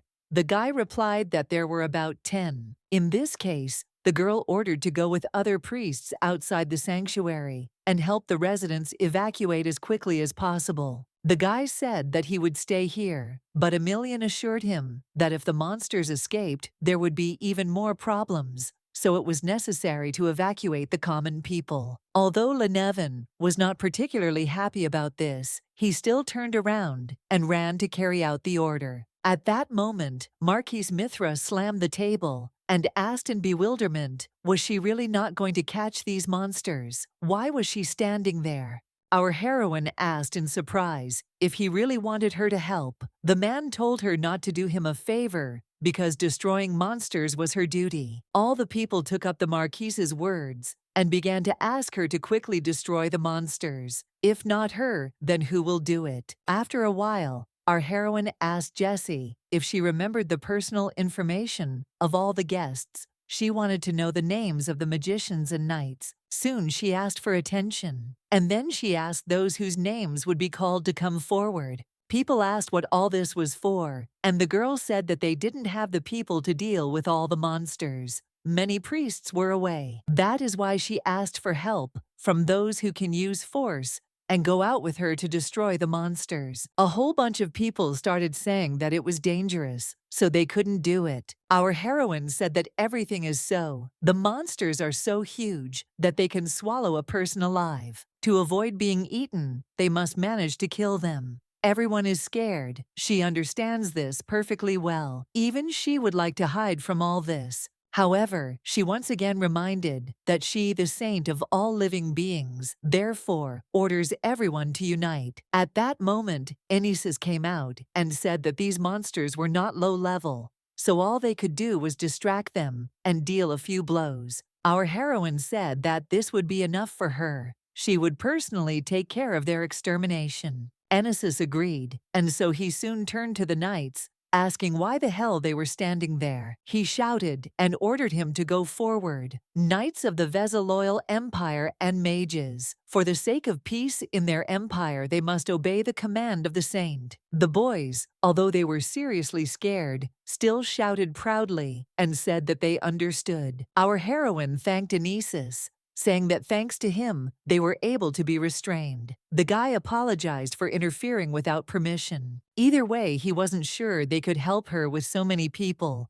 However, the girl asked him not to worry, because she would protect everyone and send them home. The guy looked at the saint and thought that if she was nearby, then he might not worry too much, but for some reason he felt uneasy. After some time, all the mages were ordered to attack using their skills. The knights who were supposed to go forward under the leadership of Enisis were not left without tasks either. The guy shouted for people to attack the monster and then retreated shortly after the attack. Once everything was done, according to plan, Enisis turned around and told the saint that it was time to act. At that very moment, an explosion occurred, and immediately splashes of the monster's blood flew in different directions. As our heroine headed toward the next monster, she suddenly wondered, had the news reached the palace? She only hoped that they would have time to send help. As soon as reinforcements arrived, they had to evacuate everyone. While killing another monster, the girl said that together, they would defeat all these creatures faster. At that moment, she heard strange screams from people behind her, saying that this huge freak was quite strange. Shortly after these words, there was a huge splash. The monster flew in all directions. As a result, most of the buildings came under attack from the giant. And after some time, a whole bunch of buildings were covered with unknown clots. Soon, people noticed that because of these monsters,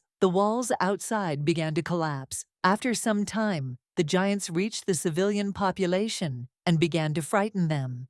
The magicians and priests who were in the city asked all people to calm down. Our heroine was not happy about the change in their plans. She had to deal with the monster that had just gotten out. At that moment, Emilian noticed a child in front of her, running and crying, saying something about his mother. Soon after, the boy tripped and fell to the ground with a thud. Emilian ran towards him, thinking that he needed to be taken to a safe place as soon as possible. Soon after, she noticed the Marquis running away from the monster. The guy screamed and told the monster to get away from him. He didn't want to die so stupidly. However, at that moment, he discovered his so-called salvation in the form of a little boy.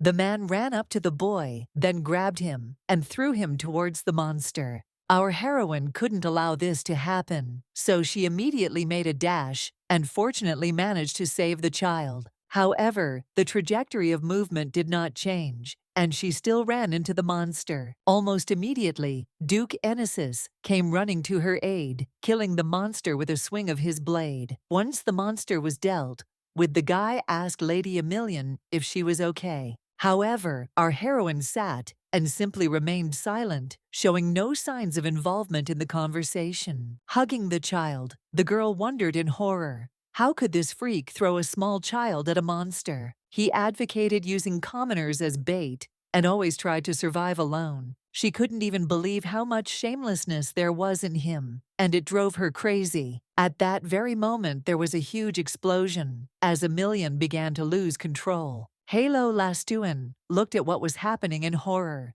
and said that this was a force that only the first saint managed to awaken. This power was God's punishment. Seeing this, Lenivin was perplexed. All the monsters around disappeared in the blink of an eye, as if they had never been there. Our heroine looked at the girl in bewilderment and asked if she was okay. With tears in his eyes, the child said that everything was fine. And at that moment, Enesis started running towards Emilian. The guy asked her in surprise how she was feeling. The girl said that everything was fine, but asked to take care of this girl. She also asked to be taken to. At that moment, our heroine was unable to finish speaking. Her head began to spin, and her balance began to be lost. Soon she fell unconscious to the ground. Our heroine assumed that she had lost too much blood. Already at night, the action takes us to Emilian's room. The girl finally woke up, thinking that she had barely come to her senses. Was it really night already? Then, looking at her hands, she guessed that people from the sanctuary were tending to her. Everything hurt, but apparently it was because her hand was bandaged. However, at that moment, she felt someone's strange presence. Who is standing outside her door right now? Starting to get out of bed, our heroine asked in surprise if it was really Mr. Nestro. The guy was surprised that he was recognized right away, but he still went inside asking Emilian how she was feeling. Our heroine, in turn, said that she was surprised that he was thinking about such a thing. The guy replied that he came here as soon as he received the news. If she had called him, as they had agreed, he would have appeared much earlier. Emilian, that he said that he would protect her, and also remembered that he said about the smell which was greatly intensifying. Did he really know about the appearance of monsters? Or what if this guy is the culprit of everything that happened during the day? However, she decided that such a person would not rush to help. Emilian said that they had sorted it out, so she would take the chance another time. Veron nodded his head, but then said that he restored everything that was destroyed with the help of magic. The priests checked everything. There were no traces of monsters. He also said that he heard that Emilian used God's punishment. The guy said that because of this, not even the bodies of the monsters remained, because everything was burned to the ground. Our heroine didn't understand what was going on. Had her sudden all-consuming anger burst forth in the form of holy power? In any case, Emilian thanked Veron for helping. She will find out more details from the high priest. At this point, Veron Nestro said that his sister had come here. Lady Emilian asked again. The boy explained that the high priest had sent her back and said that she needed rest. Emilian was surprised that he did this because he was crazy about her. The girl smiled and asked how Lady Nestro could come here in such a situation. Although she is against her, she still held back from repaying her for her help. I wonder, though, what goals does she pursue? At this moment, Lady Nestro's brother looked at Lady Emilian and asked if she liked Lonella. Our heroine smiled sweetly at him and asked who could possibly dislike her. The guy sighed heavily and then said that Lonella was a very sweet and kind person, and it couldn't be otherwise. Our heroine said that if it weren't for her, then who else in the empire could we talk about? However, Veron at this point said that he would go. After all, his parents were already worried. Our heroine was surprised. The Duke and Duchess. Was he really returning to the estate at such a time? The boy bowed down and said that it was so because he did not want to worry his parents. It was quite unexpected. However, it means that he apparently has a very caring attitude towards his parents. Unlike his sister, this man is even more mysterious. In any case, the commotion is finally over. The action takes place the next day. Our heroine said that everyone tried their best, but she did not expect this. She asked if everyone had agreed with her opinion so easily. The boys said that it was so, even the Marquis, who had openly shown his displeasure. Lanevin explained that everyone was enchanted. Halo Lastuin never imagined that he would live at the same time as a saint who could use God's punishment. Emilian asked if God's punishment could kill the target quickly. Halo Lastuin told her that the records said so. In any case, he didn't know the details, but still only the first saint could use this power. Our heroine knew she'd have to practice to use it again. In any case, she understood why everyone was hiding their tails. However, after this, the girl looked at Halo Lastuin and asked if he wanted to tell her something. The guy said that, in truth, he was also involved in the incident with the chandelier falling. As the high priest said, traces of poison were found on the fragments. Halo Lastuin said that to prevent the victims from developing severe symptoms of poisoning, he first found out what kind of poison it was, but it turned out that this poison was very unusual. Our heroine asked in surprise what it meant. The guy said that this poison is capable of attracting nearby divine power. Our heroine was in incredible shock. Could this really be poison that reacts to divine power? Halo Lastuin continued speaking. Magic was used in the manufacturing process, so the state of the substance does not affect anything. In other words, under the right conditions, the poison can spread even when in a liquid state. As soon as a person with divine power enters the danger zone, he is immediately exposed to the poison. Lanevin suddenly turned to the thinker and said that he had no symptoms of poisoning, and his body was not recovering so quickly. Halo Lastuin didn't know how to say it more gently, but he decided to say that it was all because Lady Emilian's power was much greater than his. Our heroine asked if that was really why the poison had affected her more. The guy replied that judging by his data, it was. The girl immediately said that it was very interesting, and if he personally decided to tell about it, then he also believed that the same poison was used at the meeting yesterday. The guy nodded his head. Our heroine assumed that there was no need to even add poison to her cup. All that was needed was to time the moment when she would start drinking tea and soon say that poison had been added. Halo Lastuin said that everything is correct and that she is absolutely right. We need to find the bottle to have proof. Lanevin told our heroine that they had failed to search anyone yesterday. Emilian replied that if the criminal had taken her and thrown her away, there was nothing to be done. The guy nevertheless assumed that if he got rid of the evidence when everyone was busy exterminating monsters, then he would try to search the surrounding area. At that moment, Leneven's words were interrupted as a joyful, previously rescued girl ran into the room. Our heroine immediately recognized her, and the girl in turn happily spoke about how she had met a real saint. Jessie Fautra picked her up and said it was rude, and then apologized. She was being naughty, that's why she brought her. As this girl said she wanted to hand something over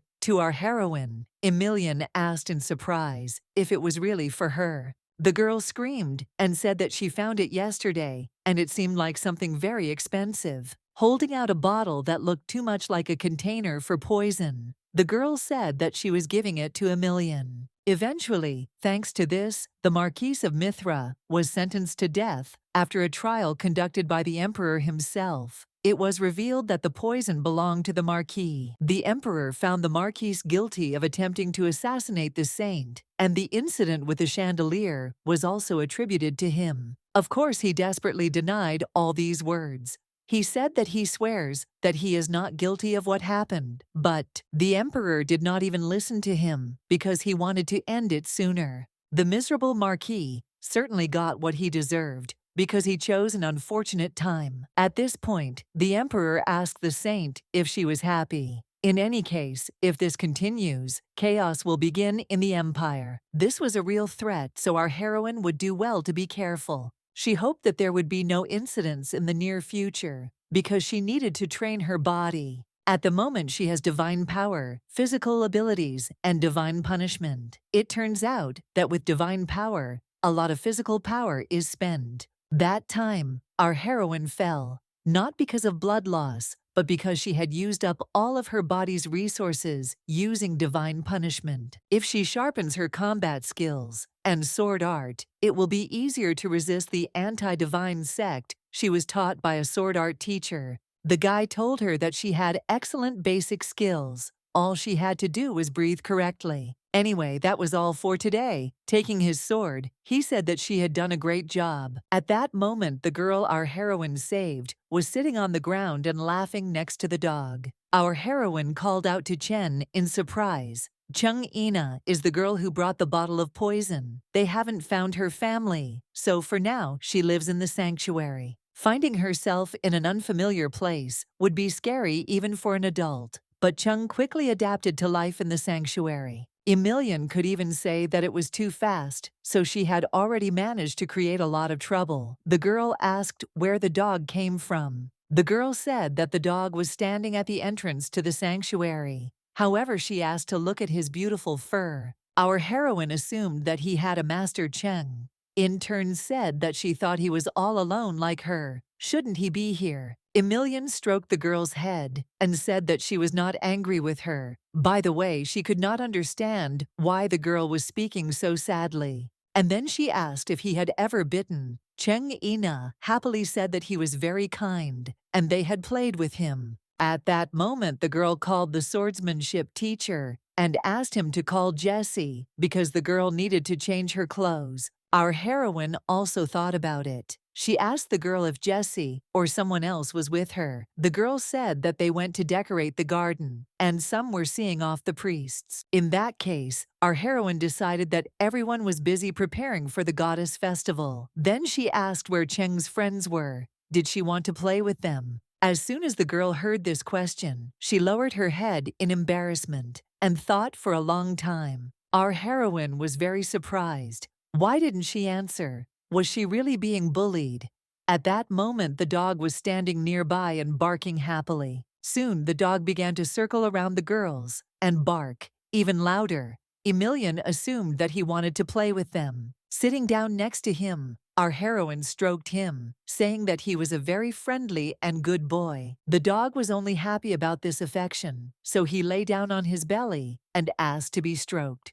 Chung Ina did just that with joy, as she couldn't pass by such a cutie. Then the girl asked the saint to pet him too. Our heroine said that she would pet him now. Just after touching him, she commented in bewilderment on how soft his fur was. However, continuing to pet this cute little dog, the girl understood that he was cute and clean. At this moment the screams of Jessie Fatra began to be heard running and calling for Lady Emilian. Coming closer, she said that she came for Chung Enna, but she couldn't help but be surprised that there really was a dog there. The girl asked with tears in her eyes if she would really return alone. Our heroine told her that she had to change clothes and eat. As hard as it was to say goodbye, the girl waved to the dog one last time, saying that they would see each other again soon. Our heroine then told the dog that their Ching was very cute. She wanted to play some more, but she overcame herself. Anyway, she petted the dog again, saying that he was still a cutie, but his family was probably worried about him. Emilian suggested that they look for his family together, but at that very moment the dog began to run away. Our heroine, of course, began to follow him. The dog eventually ran into the garden. The dog happily ran away from her, but at some point, he noticed Emilian and instantly turned around running towards her. The dog barked happily and licked Emilian's face, who laughed and asked him to stop. At that moment, Prince Casadora Macron loomed over her, asking in bewilderment what they were doing there. Our heroine, seeing the prince's face, was incredibly scared. "This is all we need," she greeted His Highness shyly. She hoped that he did not think that the saint had gone crazy and completely forgotten all the rules. However, at that moment, the guy grabbed the dog, as it seemed at first glance, and threw it out. Our heroine jumped up in horror and asked what he was doing. Casadora began to say that not only had he entered the sanctuary, but he had also tried to seduce the saint. He looked at the boy and told him to get up. Emilian wondered in confusion. Did the dog really turn into a human before her eyes? The guy immediately smiled sweetly and began to apologize for his rudeness. However, our heroine was very angry. That cute charmer actually turned out to be a huge bore. However, the guy said that it was a great honor for him to meet her. His name is Tervan. Emilian was shocked that he had already forgotten everything. In any case, she introduced herself, saying that she was the owner of the sanctuary and was glad to meet him. However, she looked at him and said that it was the first time she had heard of anyone from Turvan County being able to turn into an animal. Casadora Macron told the girl that Tervan is a beast man. He is a half-breed. That's why he can change from human to animal, and vice versa. As she knows, mixing blood is considered a very delicate matter. That's why few people know about it, but he still trusts her, so he decided to explain everything. So he has an extremely unique build. Anyway, she said she understood how he was transforming, but she didn't hear the reason for his visit to the shrine. The boys said that the crown prince had come to find him, but he could also explain his animal appearance. He justified it by saying that he just wanted to have fun. At the same time, he smiled sweetly. Our heroine forced a smile, thinking about how annoying he was. The guy said that when he saw a girl at the entrance to the sanctuary, he decided to have some fun with her. Everyone knows how much children adore dogs. And yet, it was true. Cheng Ina was very happy. It would have been even better if he hadn't attacked her like that. In any case, he said that he wanted to meet her since he had not had the opportunity before. He was curious to know her personally, given the rumors that were going around. Emilian asked if that was all he wanted to know. The guy smiled and said that was all. Our heroine turned to Tervan and said whether she considered this kind of behavior impolite or whether she had the wrong sources. The guy nodded and said that she had been trained correctly. If she wanted to punish him, he would agree to anything. Was Emilian surprised by his frivolity, or did he think she wouldn't dare do anything to him? If he has really heard of her, he knows that she is not as kind as the previous saints. What is this strange certainty? The crown prince suddenly said that while she was thinking he would get to the reason for his visit, Emilian asked in surprise if he hadn't come for him. The guy said he was just drawn into his adventure, but holding out the box, he said it was the real reason. He opened it, and our heroine looked at it in surprise and asked what it was. Casadora Macron said that he had taken her handkerchief at a hunting tournament. Unfortunately, her scarf was badly damaged, so it couldn't be returned in that condition, which means he's giving a new one. Next, he spoke about the treatment he received at the sanctuary. He wanted to express his sincere gratitude. Our heroine smiled and told him it wasn't worth it. Still, it was unexpected. At what point did the crown prince become so considerate? In any case, she said she would be even happier if he would warn her about his visits in advance. The guy said that Un insisted on coming today. In that case, the girl decided that they were very close. By the way, the county of Turvan supports the crown prince. Turvan suddenly asked His Highness if he had really decided to push everything on to him. Then he asked who was sitting there dressed up with a box in his hands. When he shutting his friend's mouth, the guy apologized again for their unexpected visit, and he would take care of punishing this fool, so she needn't worry. Finally, he turned around and said that they would pass, but would still see each other at the goddess festival. Emilian smiled and wished them a good journey. She didn't want to meet that swindler from Turvan anymore anyway. The action takes us to Tervan, who burst into the building and told the esteemed king that he had returned. The man asked him not to say that, because if someone heard him, they would misunderstand. The guy said that he knew this room was under the influence of protective magic. Tervan smiled and asked if he was not interested in anything. The man said that he was behaving in such a way that he even became curious. The guy with the tie and shirt looked at Un and asked who this saint really was. Goddess Festival. This is a celebration to thank the goddess who gave life to the earth and heavens and to ask for her blessings. This festival is held once every 5 years and lasts for a whole week. During this period, even conflicting countries must conclude a peace agreement. Many consider this festival to be very significant, and for our heroine as a saint, this is a very significant event. Although she may hold a title and be an ordinary person on the day of the festival, she becomes the incarnation of God. That's why everyone gathered to prepare her for the event. The girl was already tired of asking them not to overdo it. However, not only the aristocrats, but the emperor himself bows his knee before her. According to aristocratic etiquette, the saint had to cover her face. At this point, Lenevin addressed her, reminding her about her face. She can't show herself as a commoner. However, she said that it was okay, because today was dedicated to her. That's why she asked if he could support her in everything she would do today. The guy said that he always follows her orders. Emilian smiled and told him that he is a kind person. Suddenly, someone pushed a little girl who was standing in the crowd of people and looking towards Emilian. The girl fell to the ground, and the people around her began to ask in bewilderment what was happening. At that moment, one of the guys screamed and asked the commoner in bewilderment how she dared to block his path. The girl tried to say something, but she couldn't. The guy grabbed her and asked her what she was mumbling about, and soon after that, he told her to get out of there. The little girl was saying that she was in pain. Our heroine noticed everything that was happening at that very moment, so she ordered the march to be stopped.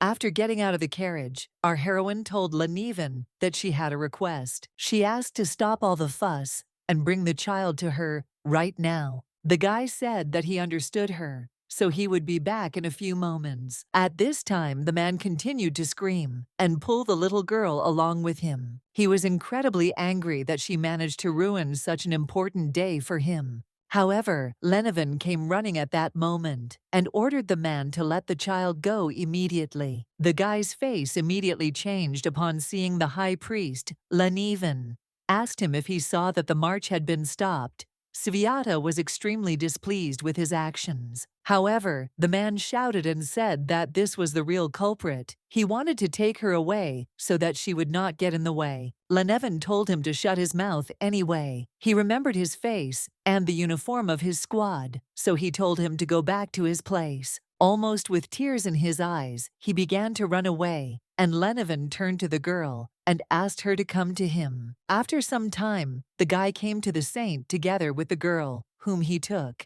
Our heroine said that he had done a good job and soon looked at the girl and asked her name. The girl was silent when suddenly Lenevin told her that the saint had asked a question, so she had to answer. The girl was very scared. Emilian turned to the assistant and said that she did not ask to be brought in so that she could greet her properly. And again, our heroine said that they could try again. She asked if the girl could tell her name. Our heroine touched her face. The girl shyly said that her name was Devil. Emilian smiled and told her that her name translates as the sacred sound of a bell. At the shrine, her name would be appreciated. The girl, on the contrary, said that many laughed at the name. Our heroine was surprised by this, but in response, she said that she really liked this name. Next, she decided to introduce herself, so she said her name was Emilian. A bird flying across the blue sky. This is how the saint's name is interpreted. Emilian, at that moment, handed the bottle to the girl.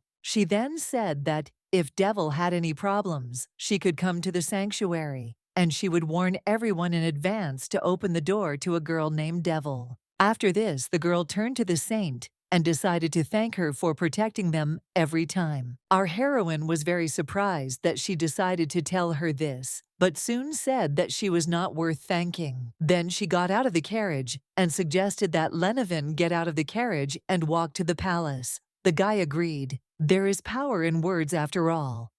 Walking past the crowd of people, our heroine hoped that each of them would find their happiness. Emilian believed that her sincerity would touch their souls, and they would change. The action moves forward some time. Our heroine was already sitting in her chair. At this moment, one of the aristocratic families approached God's grace and greeted her kindly. Emilian had heard that the aristocrats' behavior had changed dramatically, and now she was convinced of it herself. The girl wished them God's blessing. What is more surprising is that not everyone's eyes were filled with fear like some. On the contrary, there is also a large part who looks at her with genuine admiration. Emilian said that now there is no one except the members of the imperial family who could be above them. That is why His Majesty worries about their every move and deeds in the sanctuary. Thanks to them, no one would dare to go against the sanctuary.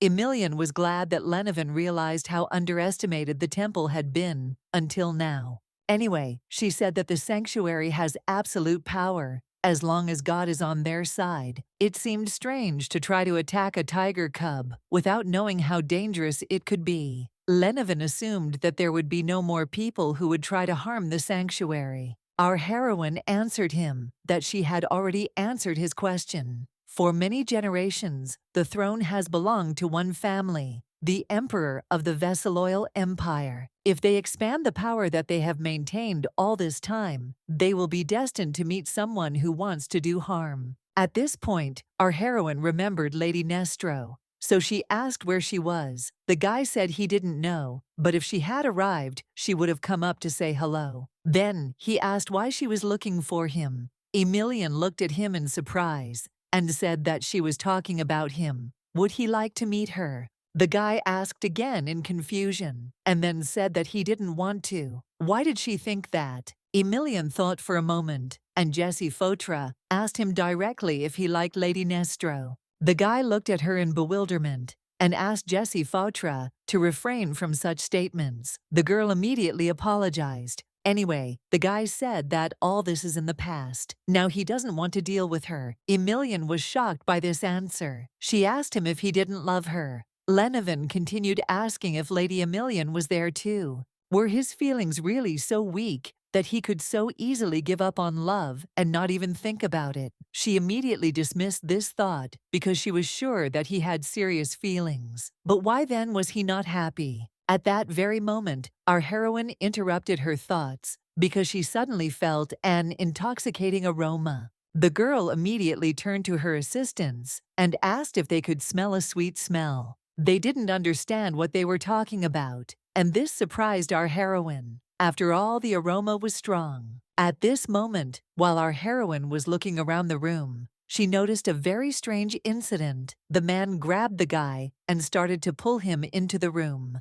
Our heroine instantly jumped up from the throne, not even understanding what was happening there. The girl ran down without explanation, and in response to Lenevin's puzzled questions, told him to bring 2 knights and follow her. At that moment she opened the curtains, just as the man was shouting at the boy. The saint burst into the room and asked in bewilderment what was going on. "Is everything okay?" Instantly, the guy who could be seen at the very beginning of the story was very happy to see the saint who came here. Our heroine couldn't take her eyes off him. She didn't think there was anyone more beautiful than the children of the Nestro family. However, what is she thinking about? She needs to come to her senses. She immediately ordered the knights to seize this man. While the man was screaming in confusion and asking what was going on, Lady Emilian approached the guy and asked if he was okay. At that moment, she noticed his jacket, which had some kind of royal emblem on it. She didn't know what country it belonged to, but most likely this guy was a prince. Nevertheless, he apologized for creating a fuss.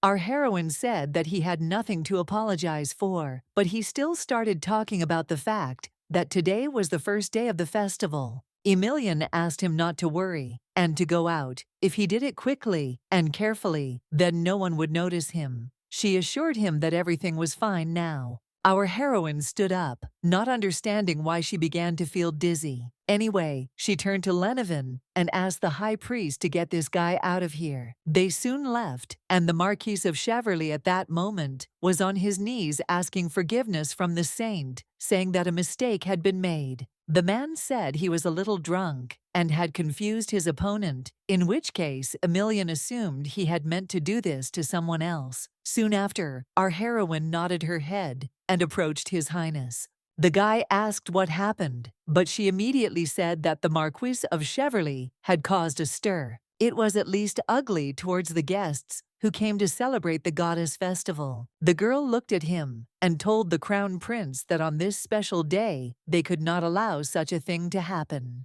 The guy nevertheless sighed and said that it was only his mistake. Emilian asked in surprise if this was enough to settle such a stupid situation. The boy turned to the knights and ordered them to seize the Marquis of Cheverly and take him to the underground prison. And again the man began to scream in horror, asking them to wait and talk to him. It was just a small mistake. They began to take him away, but he still shouted, saying that he did not want to insult the saint. Our heroine sighed, but seeing Lenevin, she asked if he had led him away. The guy said he left him in the hallway with a servant, and he must have already reached his carriage. Oh, but Emilian wanted to listen to the victim. One way or another, it was necessary to interrogate the Marquis of Cheverly. First, the girl turned to Jessie and asked if she recognized the guy. She replied that she remembered this family. If she was not mistaken, then this was the prince of the Issei kingdom. The kingdom of Issei means, in that case, the girl decided that it was high time to go down to the prison. Meanwhile, the man continued to shout loudly, saying that it was an accident. He continued to shout and ask for mercy, because this would never happen again. Jessie Fatra suddenly said that this was an omission.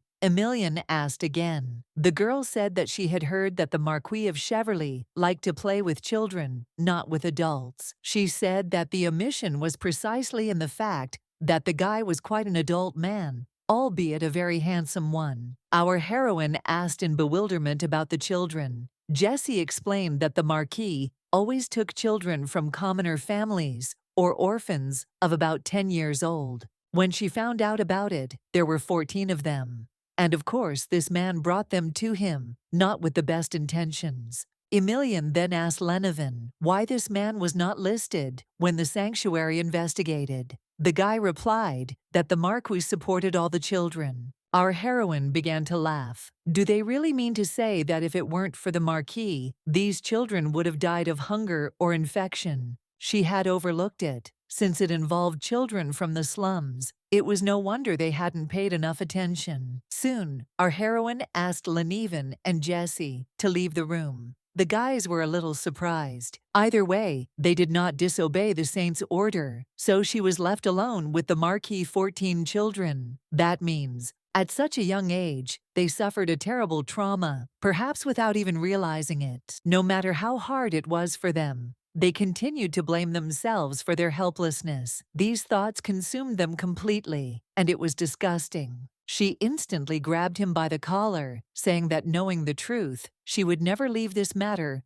alone. Cheverly was perplexed and said that these were ordinary commoners, so they shouldn't care about such non-entities. Our heroine told him that he had a hidden talent for making people lose their temper. Suddenly someone knocked on the door. Of course, Emilian is not stupid, so she immediately let go of the Marquis of Cheverly. At that moment, the same guy entered the room prematurely asking for forgiveness. He introduced himself as Alois. Our heroine introduced herself in response, and then asked why and how he ended up there. The guy said that he was the reason she had problems, so he decided to visit her. However, the boy said that the kingdom would not forgive the Marquise's sins, so she should not have interfered in this matter herself. This was unexpected, because she thought that he was the type who avoided conflicts. Then it was possible not to interfere in the prince's affairs. Our heroine still said that she would not interfere with them, so the guy thanked her. Soon after, he asked if she would allow him to visit the shrine. Emilian certainly didn't expect such a request, but she smiled nonetheless and said that he could come whenever he wanted. Alois thanked her and said that he would warn her in advance of his visit.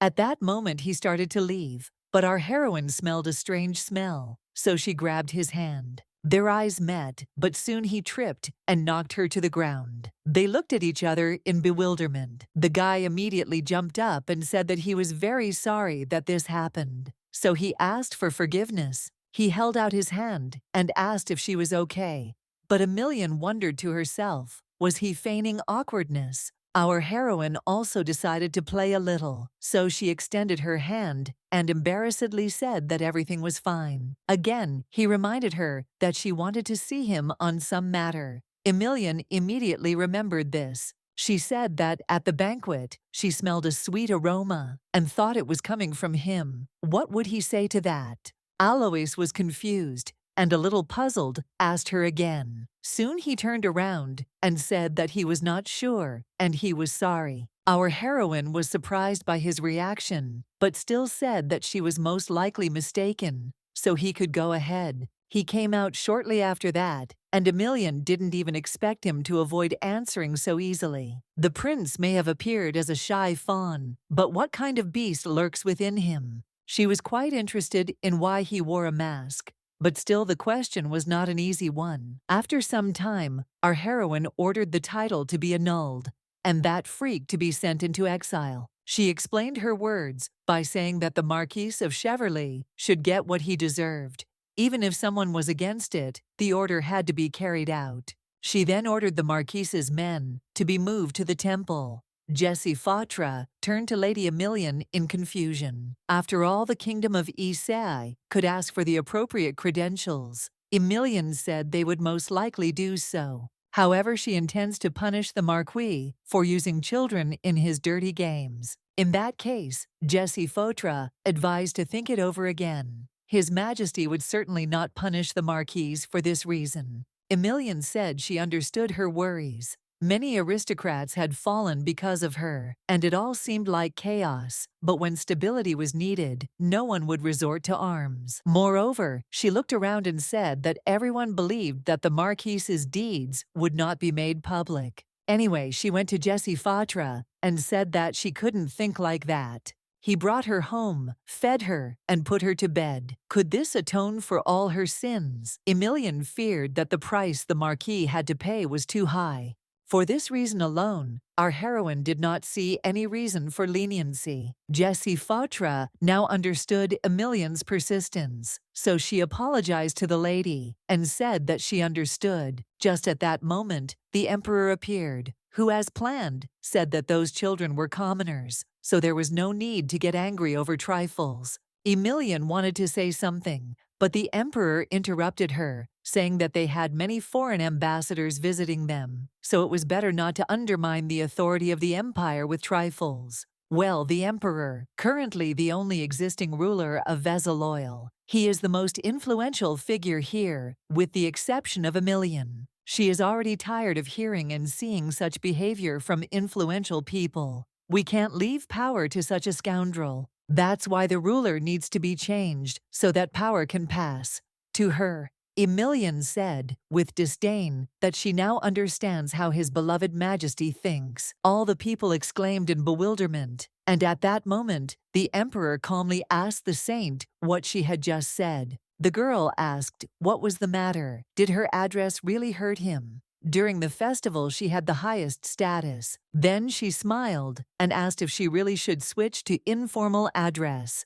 The emperor immediately shouted and told her to stop being rude. Emilian told him in response that if he was not happy with something, then first he should work on his manners. Our heroine knew that she needed a higher position. She wanted to see the ideal emperor before her. However, she was afraid to take responsibility, so she began to look after a small temple. If she had been born here, would she have been a little braver? Anyway, she said that no one would raise the issue, so all she needed from the ruler was one thing: the fulfillment of his moral duty. The man asked again, in surprise. The girl said that in the law of the empire, there is no clause about causing harm to commoners, representatives of secular society, and there is also no clause about impunity. She knew that her decisions were more likely influenced by the fact that she was from another world. Our heroine looked at him and said one thing. In her opinion, the state can only be governed by a highly moral person who is capable of creating the point she mentioned. The man sighed and asked her not to overdo it, but she decided to repeat it again. She said she was no longer going to indulge in laissez-faire behavior, letting crimes go unpunished by those who live and play on the city's taxes. The emperor was incredibly angry and watched the saint with fury in his eyes, not understanding what she was allowing herself to do. Meanwhile, the action takes us outside after such negotiations. Emilian happily enjoyed the night air. At this point, Lenevin caught up with Lady Emilian in horror. Our heroine asked where Jessie Fatra had gone. The guy said he would bring her, but our heroine said that there was no need to do this because she was sure that she needed time to come to her senses. She may have done what a saint should not do, namely cross the very sun of the empire, but she is a saint nonetheless. With her godly power, she wants to help people who are at rock bottom, help them rise up. Our heroine looked into Lenevin's eyes and asked if this was the saint's mission. Anyway, she said that it was time for them to go back, but there was no need to worry about her. Finally, the girl said that he could calmly catch up with everyone else. Soon he followed her with his gaze. Suddenly, he grabbed his chest and said that this is why he loves Lady Emilian so much. The very next morning, the girl woke up, thinking that it was not in vain that she went to bed early, because her fatigue disappeared as if by magic. During the festival, most of the time should be spent in the imperial palace, but she stayed in the temple, of course, because of yesterday. Although Lenevin still copes with the assignments perfectly well without her, so it was worth doing her own thing. After some time, she was holding in her hands the imperial code of laws, which was quite heavy, although this is not surprising. Anyway, most of this book is about aristocrats exploiting common people. There are simply no words. She needed to make sure that none of them could manipulate the people anymore as they pleased. That is why she had to supplement all the articles of the code with suitable points. Sighing, she decided that most likely she would spend the entire festival just messing around with them. Anyway, she took the book, so she decided that she should go to the bedroom and study the book properly there. After a while, our heroine began to climb the steps, holding the book tightly. Unexpectedly, she accidentally tripped and soon realized that she was falling down. The girl was already preparing herself for how badly she would get hurt, but at that moment, someone caught her.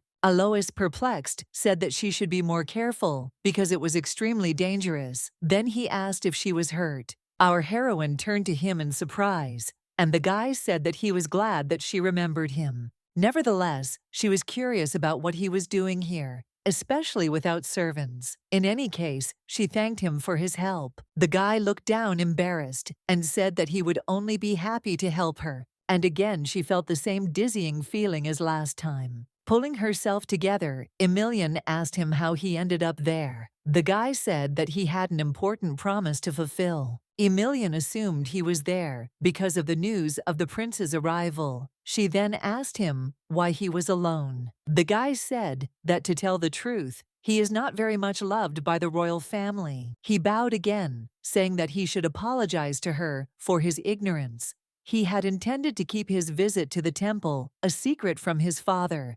The girl immediately decided that it was a lie. So far, she has not been able to make inquiries about him. But the fact remains, he is hiding something. She decided that she should try to play along with him and find out the reason Emilian apologized, saying that she had touched on an uncomfortable topic. However, she still decided to ask why he was not accompanied by servants. The guy said that they accompanied him, but in the temple, he without noticing it separated from them. Our heroine pretended to believe him. Does he really want her to believe his words? Just when the girl decided that his excuse was a little unfinished, her gaze suddenly turned downwards. Noticing the leg that was missing a leg, she was puzzled. When did he disappear? Then she began to analyze how she looked in general, unwashed, disheveled, and in a nightgown. Realizing that this was an incredible shame, she decided that she needed to run away from here as quickly as possible. However, at that moment, Prince Alois sat down and asked for forgiveness. He put a slipper on her foot. Immediately after this, he stood up and, picking up the book, asked to be allowed to accompany her to the room. Now it was time to pretend that she had come to her senses. Emilian thanked him sheepishly. The guy smiled, and after they walked forward, our heroine picked up one piece. Now she was absolutely sure that the prince was seducing her. However, in reality, he was not in love but only pretending to be. One way or another, our heroine asked herself only one question: what does he want from her? And surprisingly, the answer didn't take long to come. The guy suddenly turned to Emilian and said that he needed her help. Of course, the first thing our heroine did was ask in bewilderment what the request for help was. The guy said that he understood that they were not particularly close, so he could not feel ashamed to ask her for help.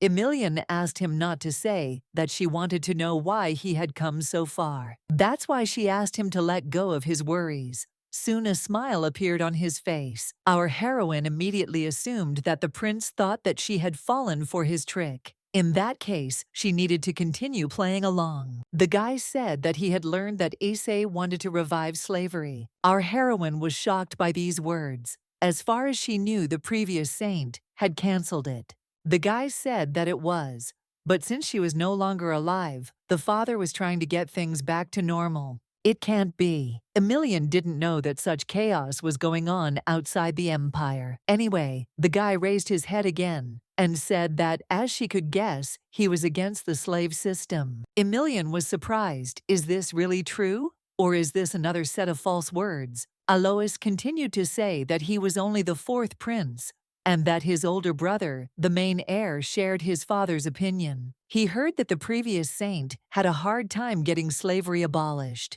If that system were to return to their kingdom, it would be scary to imagine what would happen. Other states will immediately stir, so he tells this because he expects them to adhere to the same position. The guy bowed down again and asked the saint to help him. Our heroine thought about it. Help from the saint means, as God's trustee, she does not belong to any state. In other words, she must take care not only of the empire, but also of other lands. She knew that interest in the slave system had not died out. But then the prince said that his kingdom wanted to revive it on its own. Alois, at this point, said that he was ashamed that being a prince, he could not do anything. Our heroine couldn't understand whether his strength was really insufficient or whether he had something in mind. Either way, she said she understood him. That's why she said she would help his state?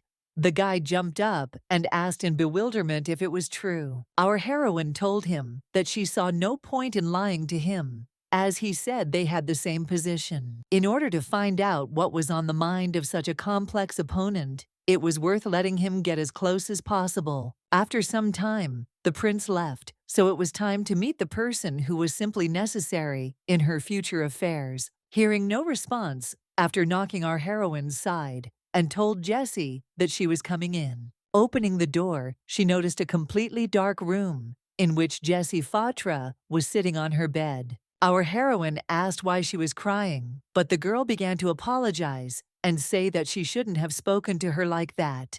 However, Emilian hugged the girl and asked her to stop crying because she was not right about everything either. The girl wanted to say something, but our heroine interrupted her and asked if she knew why she started screaming. Looking down, she said that her subjects were more important to her than the authority of the empire or the temple. Emilian smiled and said that it was true. She was very smart, and she believed that she would understand everything right away. However, our heroine decided to ask if her anger was a mistake. Jessie jumped up and said that it was not. Our heroine asked why not, if she did not agree. Jessie Fotra lowered her gaze and said that she did not agree at the time, but she ordered the children, whom the Marquise kept locked up, to be brought. When confronted by these children in the temple, the girl immediately realized the reason for Emilian's anger. Still shaking with fear and guilt, she said that that was why she was to blame. Next, our heroine asked Jessie what she would do if the saint's path turned out to be wrong. The girl said that the reason she, a renegade, was still alive was because Lady Emilian had accepted her here. That's the only reason she said she would support whatever decision Emilian made. Our heroine smiled and told her that it was wrong. Her job had not changed at all. If Jessie thought she was doing the wrong thing, she asked to convince our heroine otherwise. Looking at the tearful Jessie Fatra, our heroine asked her if she understood these words. The girl smiled and said that she understood. Meanwhile, the third day of the festival had already arrived. Emilian was having breakfast, but at that moment, a letter was brought to her from the county of Nestro. Then she raised her head and realized that she had come along with this letter. Lanella Nestro smiled sweetly at the saint and greeted her. The letter had been sent in advance, and she had only arrived very quickly. Emilian knew that she was better off than she had been at the hunting tournament, judging by the fact that she had sent a letter. Anyway, she said she was glad to see him and asked the reason for the visit. The girl said that she heard rumors about what happened on the first day of the festival, so she was worried and decided to visit Emilian. Our heroine smiled and said that everything was fine, but she was grateful for the concern. Then she invited her to sit down. Lanella told the saint that she could call her at any time if she needed someone to talk to, and she would gladly accept the offer. Our heroine said that it would be a sin to refuse such an offer, but nevertheless, she did not dare take it away from the others. Once again, Nella reminded of her smile while telling Lady Emilian that everything is fine because being next to her is real happiness for her. However, during the last appointment, she realized many things. For example, that she would not allow anyone to be near her. So she wanted to know if she could still consider herself even a little bit special to Emilian, after all. Our heroine said that if she says so, then she should think carefully about this issue. Soon after, she got up from the table and said that she needed to step away for a moment. After stepping away for a bit, our heroine began to think that something similar had already happened. From that moment until this day, does Lanella Nestro really want to gain power over her too? She assumed that, like other aristocrats, she was disliked. However, now she understood that the situation was rather ambiguous. As soon as our heroine had put herself in order, after a while, she returned to the gazebo. At that moment, she noticed an interesting picture. Lanella Nestro was standing over a broken vase and was saying in bewilderment that this was too much. Emilian didn't understand. Did her guest break a vase? At that moment, the girl was saying that I didn't do everything right for her. Whether it was a prince, a duke, or a saint, for some reason, everyone had a reaction that was not what she wanted to see. She always felt uncomfortable here. Soon after, she began to repair the vase with her magic. Was Lady Nestro a mage? Although it is possible because her older brother is a mage. However, she did not understand why she was hiding her power. But at that moment, the girl called her name. She only said the name to our heroine, and she was already uncomfortable. One way or another, Lanella was perplexed and asked where the saint was walking. At this moment, our heroine decided to pretend that she was approaching. So the girl immediately heard footsteps. Seeing Emilian, the girl instantly smiled and happily said that she had been waiting for her. Our heroine apologized for keeping her waiting. Nella told her that everything was fine. While she was away, she admired the beautiful garden. Well, he lies, like he breathes. Nevertheless, she told Emilian that this garden is the pride of the temple. The past saint worked on it for a very long time. At that moment, Jessie Fatra, who had been calling the lady and telling her something about the crown prince, screamed in horror. The gay was behind Jessie at the time, so he immediately said, "Hello," surprised that they were having tea. Lanella Nestro jumped up in bewilderment when she saw His Highness. Our heroine, in turn, asked what brought him here. The guy said that even at the festival, it was impossible to keep up with. Her Emilian told him that she had a lot to do. And again, she approached him, asking the question once more. What was the reason for the sudden visit? Casadora said that there was a conversation. He immediately apologized for coming unannounced. He was afraid that she would refuse the meeting if he sent a letter. Emilian decided that this was a silly excuse, but said that she would make tea for them, so she asked what kind of tea they wanted. Lanella Nestro advised His Highness to drink as full. This healing tea is only available in the temple and is said to have a simply amazing aroma. Casadora asked the saint what she drank. As soon as Emilian said that she drank herbal tea, not as full, the guy asked for herbal tea. She warned him that he might not like it, but the guy said that he didn't care. In that case, the saint asked him to sit down. After a while, she brought tea, and the prince began to talk about when she had a fight with his father. Emilian realized that they were talking about the first day of the festival, and it was strange that in his eyes, it looked like a quarrel. The girl said that they simply did not agree on the issue. The guy then offered to apologize because his father did not want discord. He lacks sympathy because, after all, he is responsible for a huge state. That is why he would like the saint to forgive him.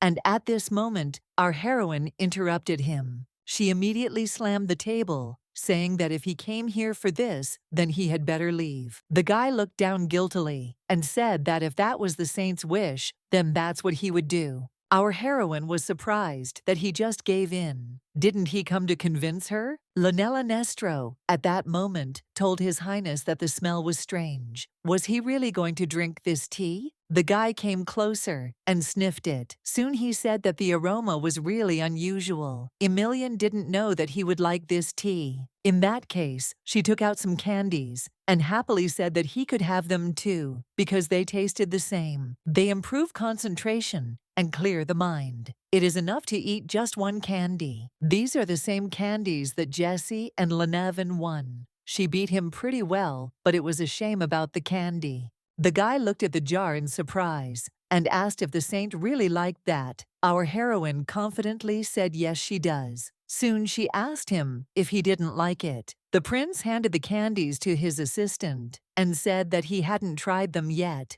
However, he said that he might still like them as the process progresses. Our heroine looked at him in surprise, not understanding what had happened to him. At that very moment, tragedy struck. The prince's assistant dropped the jar from his hands, and soon it fell to the ground and broke. The boy, horrified, began to scream that he did not do it on purpose, but Casadora Macron told him that he dared to spoil the saint's gift, so he would be punished with a whip. Nevertheless, the boys fell to the floor where the broken glass lay and began to tell His Highness that they were very sorry. The prince asked the other assistants in surprise what they were waiting for. The two culprits were immediately seized, despite how much they begged. Our heroine looked at him and asked him to order His Highness to make the knights leave. The guy still said that the incident would be punished in the imperial palace. He did not intend to tarnish the temple's reputation. However, the girl stood her ground and said that it was only a jar that had broken, so there was no need to be angry. The prince answered her that they had broken what belonged to him. She knew well that mistakes had to be paid for. Emilian was surprised that the prince wanted to equate the broken jar with the crimes of her acquaintance, for which she demanded punishment. At the reception, he showed that he knew how to retreat, so she considered him a little better than the emperor. But still, if this was the only way he could understand, then she decided to play along with him once again. Emilian suddenly told him that she was disappointed in him. The guy turned to her in surprise and asked what it meant. Our heroine said that she felt like she asked him to call off the nights. The fact that he is now being familiar with her does not mean that he is allowed to go against his will. At that moment, Lanella Nestro began to scream in tears and ask them not to fight. It's hard for her to watch them quarrel, and her heart is already breaking from the fact that the saint's gift is broken. However, since the services have caused harm to His Highness, would it not be right for him to decide their future fate? Emilian was surprised Nella is quite smart and cruel. She did not expect this from her. However, Casadora said that Lanella was right, who gave the saint the right to interfere in her affairs. Our heroine turned around and reminded him that his business was connected with her gift. Soon she asked the two guys their names. The boys said with trembling voices that the first one was called Tesh Oshap and the second one was Florent Rilta. Our heroine understood that they were afraid. They were afraid that she would be angry. That's why they were so nervous when they said their names. Emilian looked at Tesh and asked who he had in his family. The guy said that he had a father, an aunt, and 3 nephews. She wanted to know more about them. The guy said that the father was not feeling well and the aunt could not walk, so he was raising his nephews. There was a big age difference between them, so not all the heir's servants are wealthy aristocrats. She then looked at Florent and asked what about him. The guy said that he had a mother, father, and a younger sister. Dad works as a senior servant, so he decided to follow in his footsteps. The younger sister plans to get married in a month. Emilian thanked them for their sincerity. Soon she asked His Highness whether the stories of these people had inspired any thoughts. The prince said he didn't understand what she was getting at. Our heroine said that one would have to be slow-witted not to understand that. Didn't he remember her conversation with the Majesty? Casadora asked how this was connected. His servants broke the jar of sweets that Emilian told him that she could give him 100 sweets. However, she wanted to convey to him that a lost person cannot be brought back. Casadora Macron looked at her and added that he was not going to kill these guys. The whip was a rather mild punishment. Our heroine did not listen to his words and still insisted that he pardon his servants. She decided to repeat that if he lost a person by torturing his flesh or heart, then the end would come. As he remembered, she wanted to see a ruler who knew morality on the throne, and therefore she wanted him, the future emperor, to understand the basics necessary for a leader. Soon, she poured out the tea and asked the prince to reflect on what makes a ruler a ruler. The boy answered her that in the Imperial Academy, softness is frowned upon because the ruler must always demonstrate his greatness. He told her that she should know that subjects need a strong hand from the ruler. Emilian told him she doubted it. If he believed that a ruler's strength was demonstrated by suppressing the weak, she wondered how many would follow him. Not only does he have loved ones, but the people also have their own families and soulmates. This is why perhaps His Highness should treat people with kindness. The guy wanted to say something in response, but he still gritted his teeth and silently turned around. Lanella Nestro watched Her Highness leave and called out to him in surprise. Soon, the girl asked for forgiveness from Mrs. Emilian and said that she would send her a message next time. At this moment, the servants of the crown prince decided to bow before the saint and thank her. The girl told them that if the situation worsened, they could report it to the temple. The boys sheepishly said that they were fine and would go. Actions are brought to the evening. Jesse Fautra said that Alois Issei is currently the 4th Issei prince. His mother was of the Eastian line, which meant the prince had little chance of claiming the throne. Emilian asked what kind of race they were, to which the maid replied that they were a tribe of thieves wandering around the western part of the kingdom. However, she then said that she had learned something interesting, namely that Duchess Nestro was King Issei's younger sister. Our heroine was perplexed. Judging from this information, it turns out that Prince Alois is Lanella and Veron's cousin. After some time, there was another meeting with Alois, who greeted the saint. Our heroine smiled at him and said that God's blessing would come to him. She greeted him. The guy took Emilien's hand and kissed it, thanking her for the warm welcome. He soon said that he understood that his request might seem difficult to her. Our heroine remembered that she had promised to prevent the restoration of the slave system, but they had not discussed the details, which is why he came. The guy suddenly said that he was ready to pay a decent price, since he was turning to her and not to just anyone. Emilien asked, what about the price? Does he really want to give something in return? If once again the conversation was about money, or exquisite delicacies, or even charming jewelry, then such boring gifts will disappoint her. At that moment the boy knelt down and asked the saint to help him become king. Our heroine asked what he was talking about, and he said that he was far inferior to other contenders for the throne, so he could not do without her help.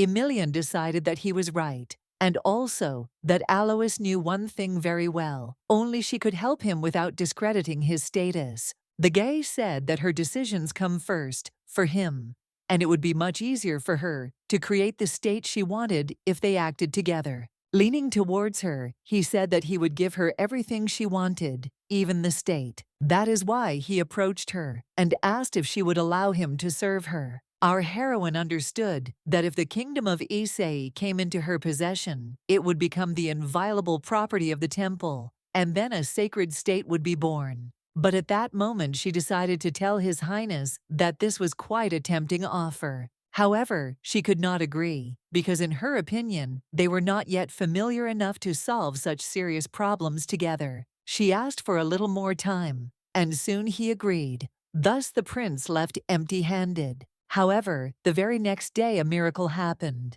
An orphanage opened at the church. Lenivin stood at the entrance and controlled all the children. The guy told everyone to come in one by one. The joyful children shouted and said that they understood the high priest perfectly. In that case, he said that they could go in. And a moment later, all the children ran inside in a crowd. After a while, they were inside. The children were surprised that it was so clean and spacious. There were even a whole bunch of beds, and very large ones. Next, they noticed a huge dining room, in which they would definitely fit everything. Our heroine was very happy that the children liked her gift. However, the girl's joy ended as soon as Alois appeared behind her, greeting the saint. Our heroine asked what he was doing there, to which the guy said that he was extremely interested in the shelter, so he wanted to go inside. The girl said he could do it, but the children probably wouldn't show him the respect he deserved. Was he sure he wanted to? The guy said that this was his sincere desire, because he does not boast about his status, and by the way, promises not to create any problems. In that case, our heroine agreed, and said that she would warn everyone, and in the meantime, he could look around the place. She didn't expect this turn of events, but perhaps this was a chance to get to know the prince better. At this moment, one of the girls managed to scratch her hand on a thorny bush. Our heroine approached Devil and began to heal her hand, asking if she liked the new house. The girl happily thanked Emilien for what she was doing, and also asked if this was really her house. Emilien said that it was, and it was a home for other kids too. Until she grew up and got her life together, she would always be welcomed here. Devil asked in bewilderment if she really wouldn't have to wander anymore. Our heroine stroked her head and said that everything was correct, so she could rest easy. The girl screamed that she was very happy, and also that she loved this place, but she loved Emilien the most. After that, our heroine advised her to go and play with the others. That's exactly what Devil decided to do. It hadn't even been a day, but it seemed like many of the kids had settled in. Emilien was happy about that. However, at that moment, she noticed something strange ahead, or rather in the bushes. Soon, our heroine approached them, and looking in, asked Chung Ena in bewilderment what she was doing there. The girl asked the girl not to sit there, because she could get hurt, or the bugs could bite her, so it's better to get out of there. The girl nevertheless said that this was the only way they would not be able to find her. Our heroine sat down and asked in bewilderment who they were talking about. What was the matter? Chung Ena said that Cheryl and Roy have been fighting a lot lately, and she doesn't know whose side to take. She just wants to be alone. Soon after this story, a boy and a girl appeared, looked at Chung Enna in bewilderment, and asked what she was doing there. Nevertheless, the children immediately greeted the saint. Our heroine looked at them and said that they had not seen each other for a long time. The girl wanted to ask them something, but at that moment, Roy told Cheng to go play with him. Cheryl asked in confusion, "What about her, because he always offers all sorts of nonsense?" The guy asked in surprise, "Is it really not nonsense that she has?" And again, they collided with each other like a cat and a dog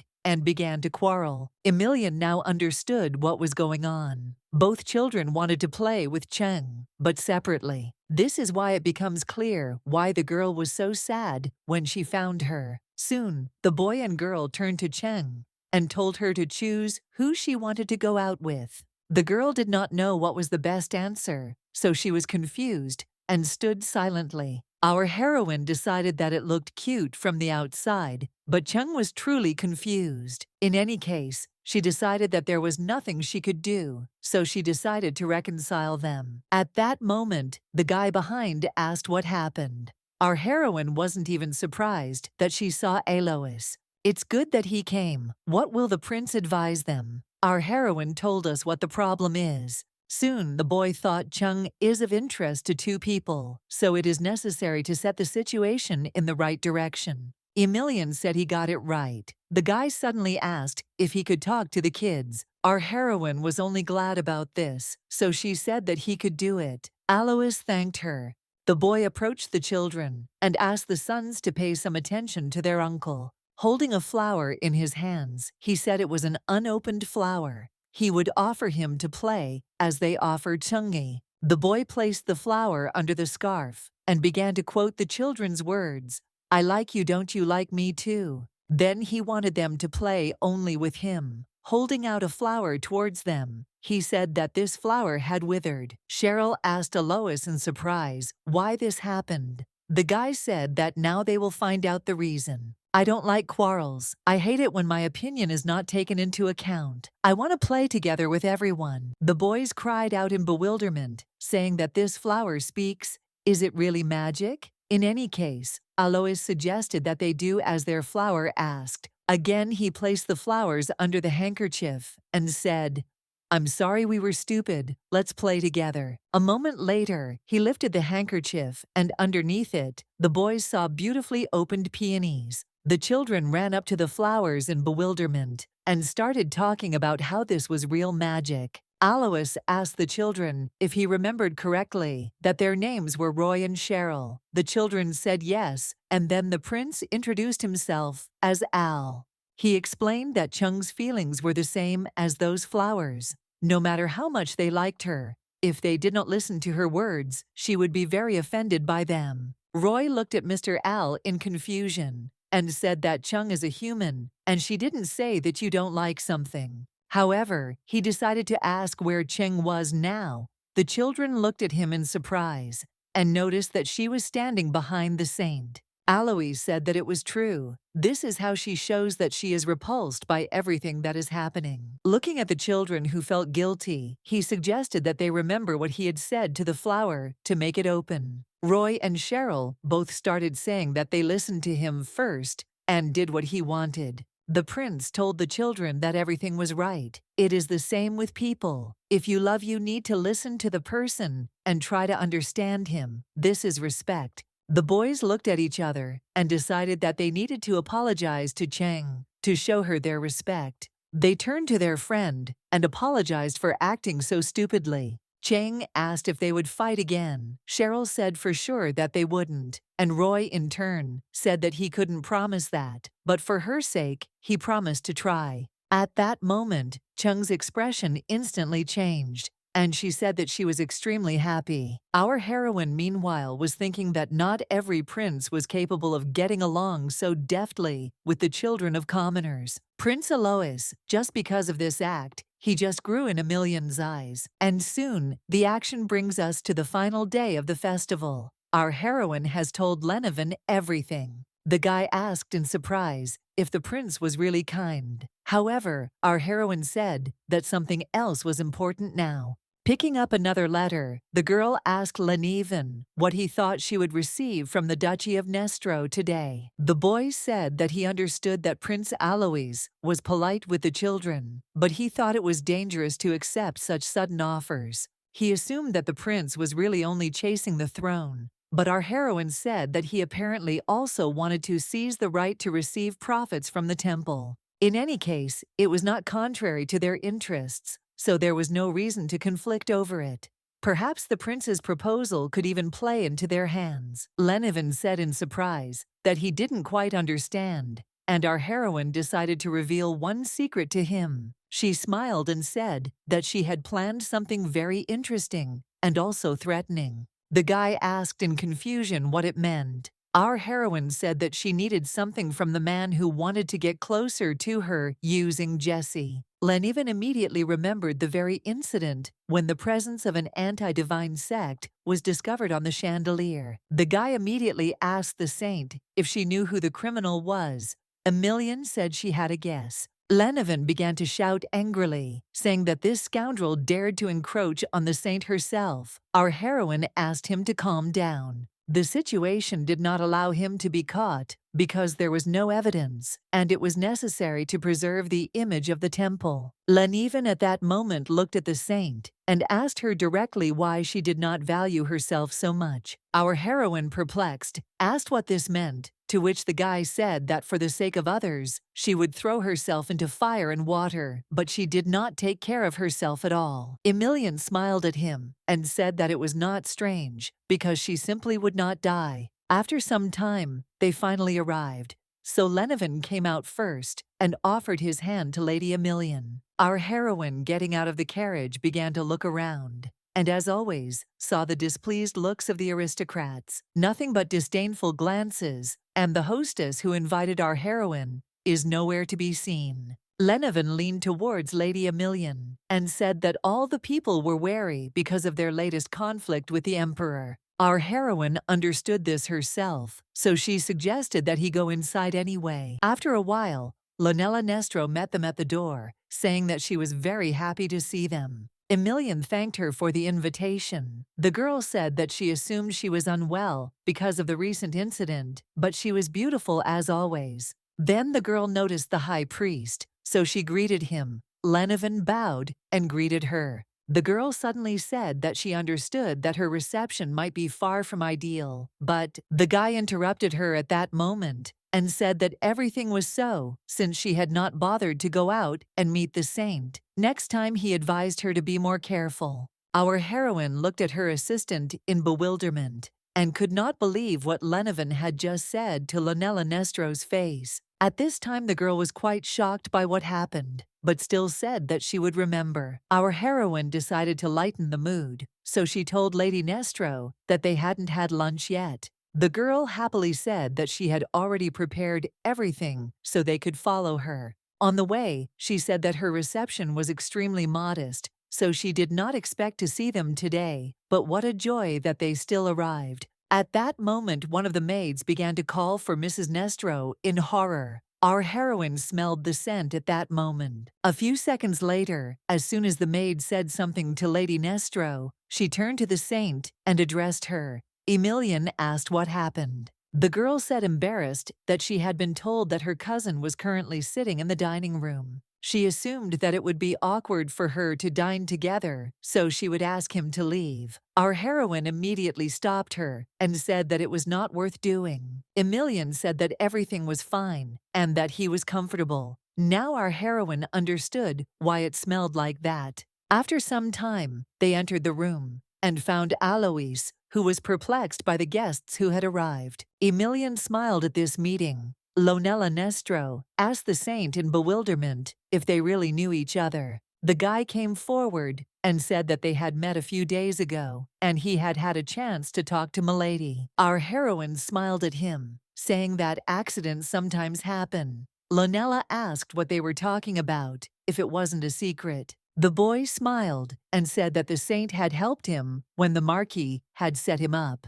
Nella asked what it meant, but the guy said that this conversation should remain a secret. Nestro was puzzled and said that it was not fair. However, the guy said that she should pay attention to the saint, and indeed the girl apologized, saying that it would be better to start with a meal. After some time, they were sitting at the table and eating. Nestro asked our heroine if she liked the food. Our heroine smiled and told the hostess that the food was as amazing as before. The girl said it was wonderful, and then asked Mr. Lennevan's opinion, and after him she asked if her brother liked it. The guy said he always liked his sister's food, but Lennevan said the smell was too strong and the meat was too tough. These words were an incredible shock for Nella. However, she sighed and said that she understood the guest's opinion, so she would order a new dish to be prepared. The guy, however, said that it was unnecessary because he had no right to complain when the saint was enjoying the food.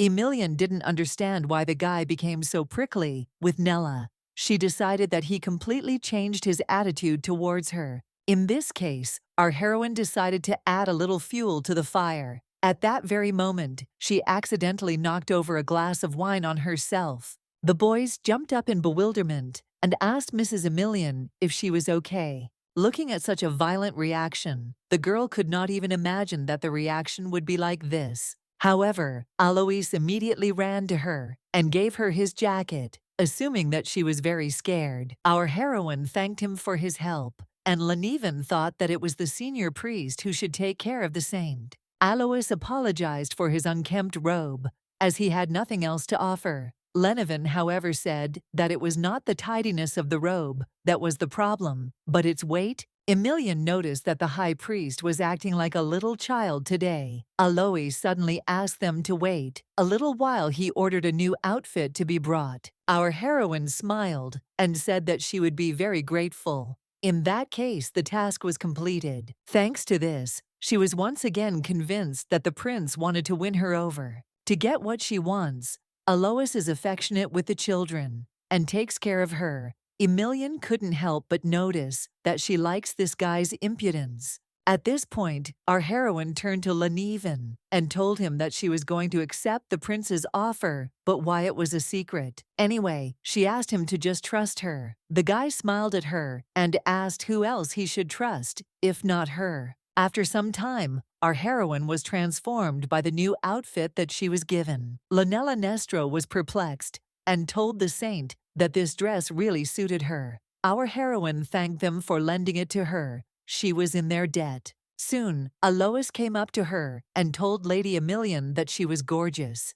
Emilian smiled and asked not to flatter her. The guy suddenly smiled and asked if he could have the honor of accompanying her. Our heroine smiled at him and said that she agreed to this proposal without a doubt. At this point, Nestro approached Lennevan and asked if he would like to be her partner. Did he remember how he had offered to accompany her last time? Due to her circumstances, she refused him then, but today Lennevan interrupted her and shook his head, apologizing because he refuses. Nestro was in incredible shock. Emilian could not believe that Lennevan would change so much. What happened between them? Almost with tears in her eyes, Lady Nestro turned to the high priest and asked if she could find out the reason. Our heroine looked at him because she was also interested in finding out, but he in turn looked up in her direction, embarrassed. Emilian decided that he couldn't be left in trouble,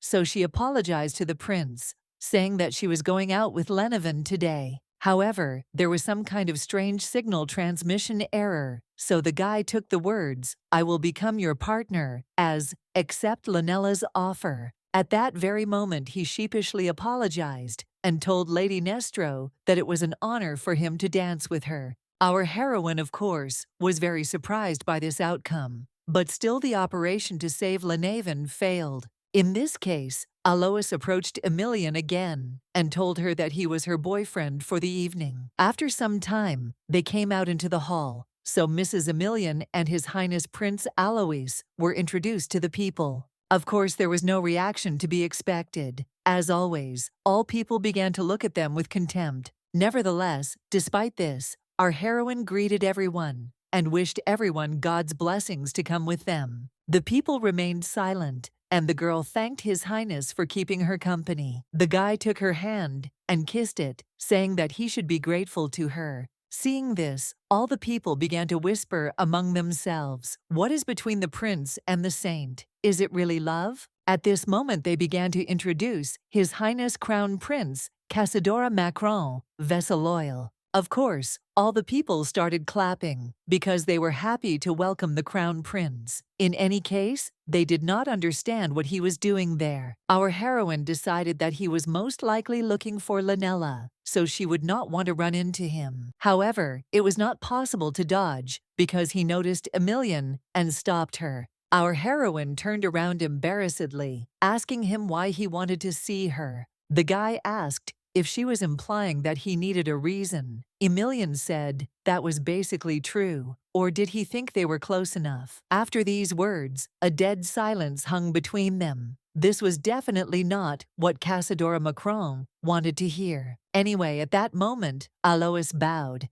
and wished good evening to His Highness. Casadora realized that this was the same prince, so he decided that this was an interesting duet. The guy suddenly said that he heard that the emperor was going to restore the Marquis of Cheverly to his rights. Our heroine angrily asked why he brought up this topic. The prince said that it seemed to him that she did not know about this, and since she was a citizen of the empire, our heroine told him that she lived in a temple which was located on the territory of their empire. The guy asked in bewilderment what kind of nonsense this was, because from the moment she dedicated herself to their state, she became a citizen of Veseloil. Anyway, he said that although he had behaved tactlessly, they could not remove the Marquis from office because of such trifles. Our heroine asked in bewilderment if this was really a trifle. The prince asked her not to be stubborn because her consent was required to cancel the punishment. The girl certainly didn't expect the prince to talk about it so calmly in front of everyone.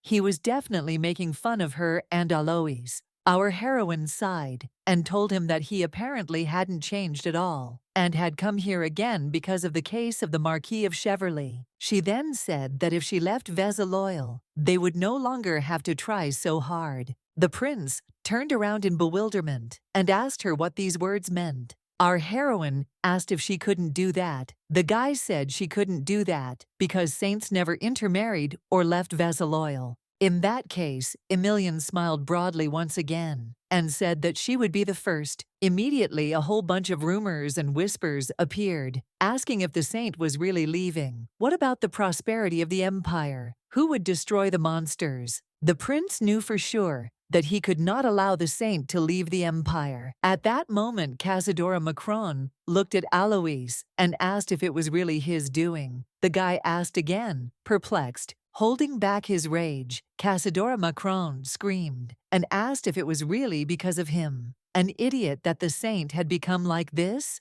Our heroine immediately stood between the guys and told His Highness to calm down. She could not allow such quarrels and insults. However, the guy continued to shout and said that it was not he who should stop but them. Suddenly, a strange but loud roar was heard in the hall. What happened again? At that very moment, one of the visitors pointed upward in horror and screamed, saying that there were monsters here. Our heroine looked where the guy was pointing, and indeed she saw two pairs of red eyes in front of her, watching everyone. The girl could no longer control her nerves, already the third time in such a short period of time. Lenevin at that moment ran up to Mrs. Emilian. The guy asked if this was the work of the anti-divine sect. Again, Lanella Nestro meanwhile was asking in horror what they should do now. Our heroine told the lady to take people and take them away from here. No one should get hurt. Before the attack, there was no oracle again, which was incredibly strange. Judging by the fact that the creatures have appeared in front of her for the third time, they are undoubtedly targeting her. Meanwhile, the people in the corner were asking in bewilderment how this could have happened. They prayed to the saint for help because they did not want to die. One of the guys approached the saint and asked her to destroy the monsters, just like it was during the attack on the temple. Our heroine turned around and told him that unfortunately this wouldn't happen now. The guy, just like the rest of the people, looked at her in surprise and asked why. Panic began in the crowd because even the saints said that nothing would work out. Would they all die? If our heroine could, she would have finished off all the monsters long ago. But due to the enormous power of God's punishment, she cannot control it yet. At that moment, the girl noticed one of the visitors feeling ill. The girl was sitting over her mother and asking her to come to her senses. The saint immediately told Lenevin to come and help the woman. The guy ran to them and said that he would help right away. Our heroine soon grabbed her dress, thinking that she needed to pull herself together. Destroying monsters was her immediate duty. Somehow she knew that the creatures hadn't gotten to them yet, so there was still time. She approached Prince Alois and addressed him. The girl approached him and said that unfortunately she would have to borrow his dagger. However, the guy screamed and told her that it was dangerous. Our heroine asked him not to worry because she was far from a knight, but she could do something. Lenevin, as soon as he noticed that the lady had taken the dagger, asked in horror if she was really going to go out to the monsters. Emilian assumed that someone would, but also had to fight back. The guy started saying that he understood, but still. At this point, their conversation was interrupted by Prince Alois, who asked to entrust this matter to him. He would deal with them. The girl asked him if he had ever dealt with monsters. The guy said that he hadn't yet, but he was a knight, so he was sure he could handle it. In that case, Emilian smiled at him and said that she was counting on him. Soon, the boy approached His Highness and asked if he could borrow his sword for a while. The prince wanted to say something, but Alois told him that he must stay in a safe place. Our heroine then approached him and asked him to hurry up if he was not going to help. The crown prince said he would be in the rear, but he still held out his sword. He told them to deal with the creatures as quickly as possible. Alois took the sword with respect and said that he understood the prince's request. Our heroine thanked Casadora for her assistance. Soon, the girl turned to Prince Alois and told him that among so many people, only he dared to challenge the monster. The guy started saying that he was a prince and he couldn't tarnish the honor of his kingdom. But at that moment, the monsters got tired of waiting, so they started to act. Emilian immediately asked Lenevin to create a sacred barrier that would repel their attacks. The guy said that he obeyed her. At that very moment, two huge monsters were still able to break through and soon found themselves in the hall. Of course, panic began in the hall as soon as people saw two huge monsters. Our heroine, however, immediately indicated to the creatures who their target was, so she began calling them. Of course, the monsters couldn't help but react to the girl's voice, so they turned around. Our heroine cut a piece of the dress and soon told the monsters that they were doing well, so she ordered them to continue looking at their mother. At that very moment, she tore herself away and ran towards the huge monsters, who began to swing their hand. However, this game did not frighten the girl at all, because she swung her blade and cut her. The giant began to scream in horror, but at that moment he began to attack with his tail. Luckily, Lenevin came to the saint's aid in time, because he managed to pierce the monster's paw. Our heroine exhaled happily, because they were almost done destroying these monsters. However, behind the girl, the screams of Nestro began to be heard as a huge monster advanced on her. Soon the monster's paw began to fly towards her, with which he could flatten Lady Nestro in the blink of an eye. Realizing that nothing had happened, Nestro opened her eyes and noticed the saint standing before her. The girl shielded Lady Nestro and then asked if she was okay. Lonella asked why she did that. However, there was no time for talking now because the huge monsters were still advancing. Our heroine took out her blade and instantly jumped towards the monster, plunging the blade into his body. Emilian tried to move the monster because it was too close to Nestro. At this point, the giant began to cough, which meant that this was most likely his end. Our heroine, seeing that he began to shrink, assumed that this was all. Soon, her dagger fell to the ground, but Alois screamed in horror and reminded her that there was still one monster left. It was only by a miracle that the girl managed to make a dash and dodge the monster's destructive attack in time. Of course,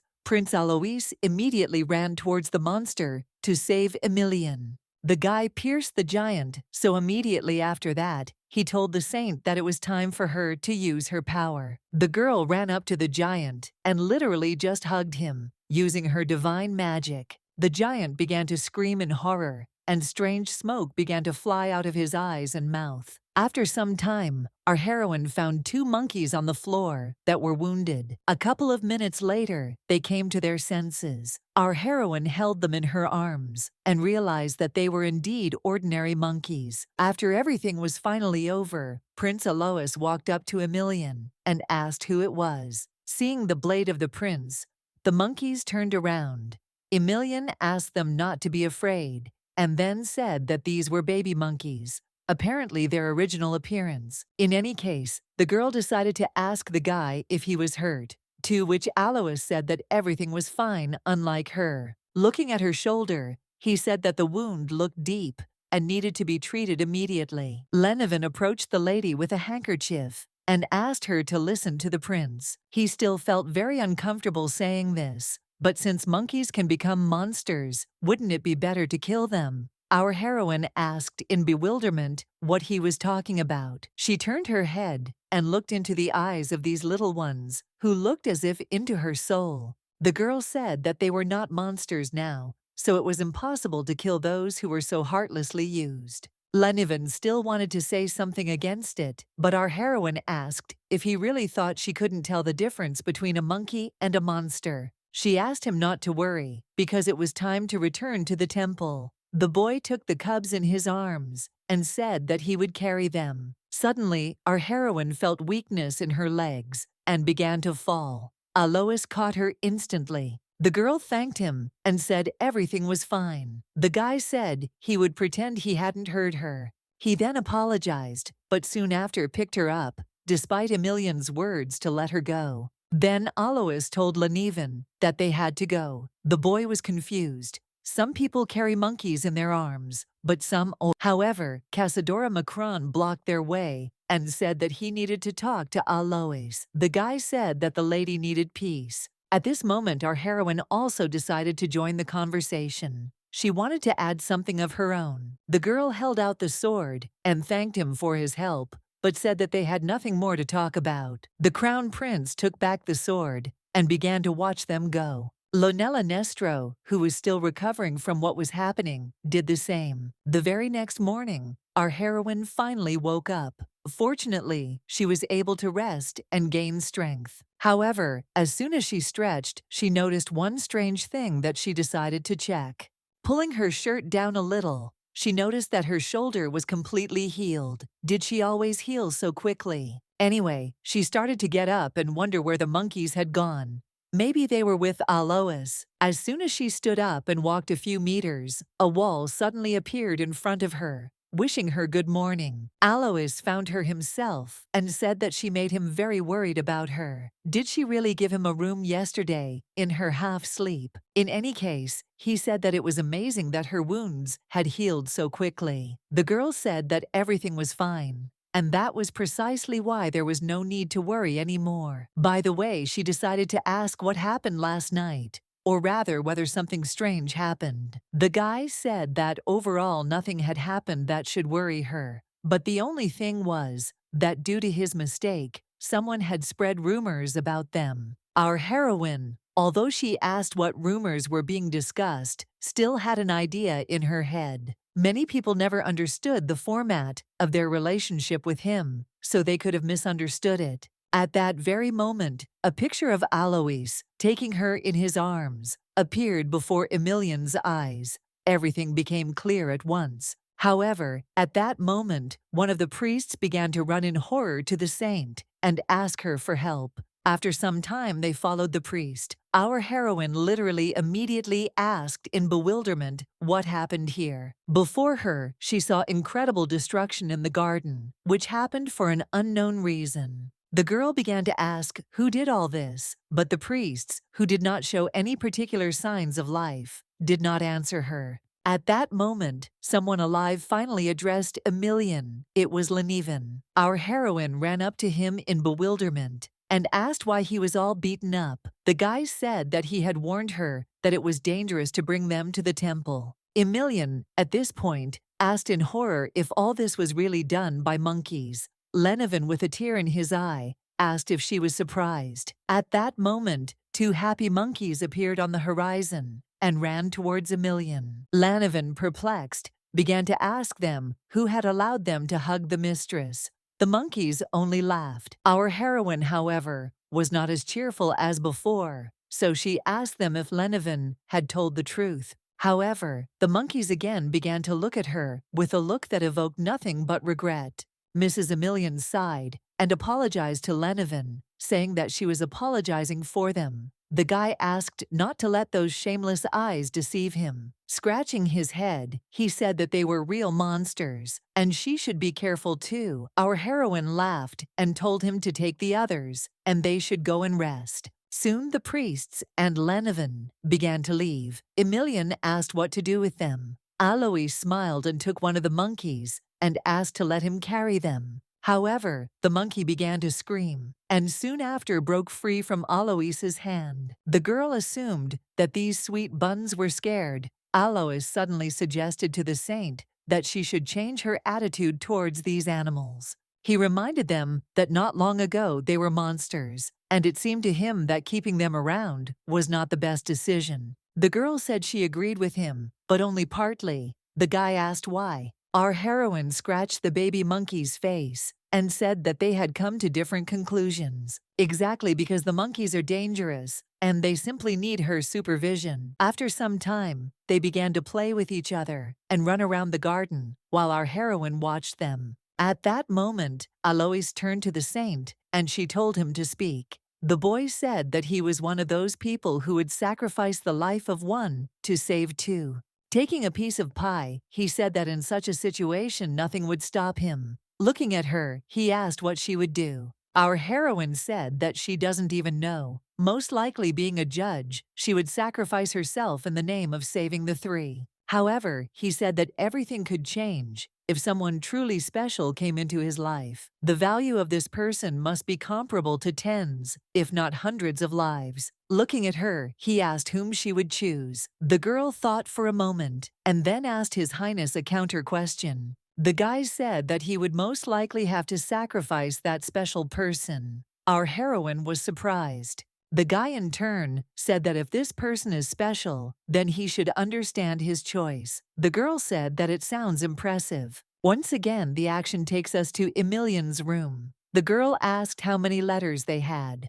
Lenevin answered her that, not counting the others, 31. After she announced that she was leaving the empire in front of the crown prince and the aristocrats, people started writing to her from everywhere. The high society is afraid that without her, they will have no one to deal with the monsters. The girl ordered all these letters to be burned. The guy said that he would obey, but taking one of the letters, he said in bewilderment that there was even a letter from the palace. Our heroine said that it was a classic because they come every day. However, Lenevin said that the sender was Uina Pervina. The girl asked again in surprise. Lenevin explained that all the children of the emperor, except for the crown prince, had this surname. Our heroine asked in surprise if the emperor really had any living descendants. It was the first time she had heard this name. However, as soon as she read the letter, her face changed to a more cheerful one. It was quite funny. Soon she clutched the letter and said that she would never forgive it if it was true. Lenevin asked in surprise what it was.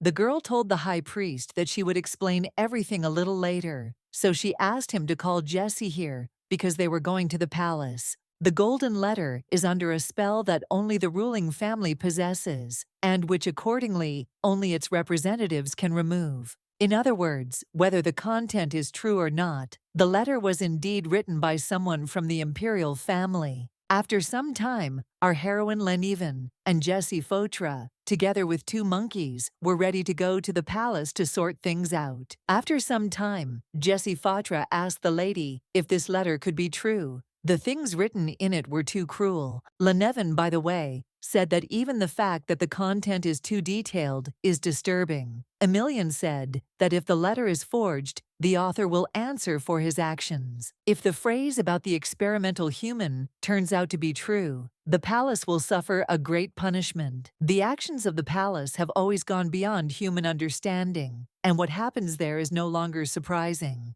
Please save me before you leave. Prince Yuina's letter can't get out of her head. Emotions rage in her soul, but she tries her best not to give in to them. After some time, our heroes found themselves in the palace. And quite quickly, one way or another, our heroine began to walk past people, and Lenivin ordered them all to disperse. As soon as our heroine entered, a certain man stopped the lady and asked her to wait. He welcomed this gift from God. Emilian, nevertheless, asked where the emperor was now. The man looked down and began to say something unintelligible. Of course, Saint Emilian told him to tell it like it is, and not even think about lying to her. The man sighed heavily and said that His Majesty was now in the backyard. The girl patted him on the shoulder and said that she was grateful to the senior servant Balshane for his help. She heard that everyone who had any chance of claiming the throne was already dead. Was that child really left behind, specifically to conduct experiments? The letter states that Prince Yuina's birth mother was an elf, meaning that His Highness is half-elf. Thanks to their powerful life energy, elves are able to heal. So perhaps the prince is capable of this too. Emilian said that was true. He acts as a guinea pig and a home first aid kit in case someone from the ruling family gets hurt. According to the letter, Prince Yuina Pervena has the ability to heal any wound, and in this situation the palace does not really need to rely on the temple. However, the prince is still subjected to experimentation because after the wound is removed, he cannot use his powers for some time. Lenivin said that, in other words, his ability has disadvantages. Emilian angrily said that it is so, as sad as it may sound. After some time, our heroine finally met, face to face, with the emperor, who said at the meeting that they had not seen each other for quite a long time. He assumed that she was now ready to engage in dialogue, but the girl said that she no longer intended to tolerate such treatment. The man, perplexed, said that first she was abandoning the empire. Now she didn't like his treatment. Where did all these complaints come from? Emilian sighed and assumed he didn't care at all about her words. Our heroine turned to Lenivin and asked him to call the priests and holy knights to the palace. The guy said that he obeyed her. At that moment, the emperor jumped up from his chair in bewilderment and asked what she had just said. Our heroine smiled at him and said that she hadn't said anything that he should worry about. The man still shouted and said that the palace was the territory of the ruling family, so she was violating his rights. Our heroine suddenly turned to him and asked if he had forgotten the time when he sent his knights to her temple. She does the same. Looking at him, she reminded him that the emperor had also asked her not to worry. The emperor was losing control, and soon he was shouting at her, telling her that she was comparing two completely different things. Even a saint has no right to be boss here. After such screams, the man even began to shorten his breath. Emilian nevertheless told him that she could say the same thing. It is forbidden to impose one's own rules in the temple, and even more so for people like him. At that very moment, the man took up his sword, starting to shout that she didn't dare tell him what to do. However, it was an all too expected move on the part of the crazy and nervous old man. At that very moment, a loud explosion sounded behind him, which smashed his chair to pieces. The emperor turned around in bewilderment, and our heroine apologized for this incident. However, she assured him that if he made her repeat herself again, she would do something worse. Soon she told Jesse and Lenivin to stay put, and that she had somewhere to go. The letter said that Prince Yuina Pervena was imprisoned at the end of the Rose Road, near the Scarlet Wall. The palace grounds were too large to find the prince using such a small clue. However, as if by God's help, Prince Alois, who was greeting her at that moment, falls upon our heroine. The guy said he was nearby so he came over to tell her that if she needed help, he could help her out. She understood that her arrival had certainly caused a stir. The girl suddenly asked if the prince had seen a boy of about 12 in the palace.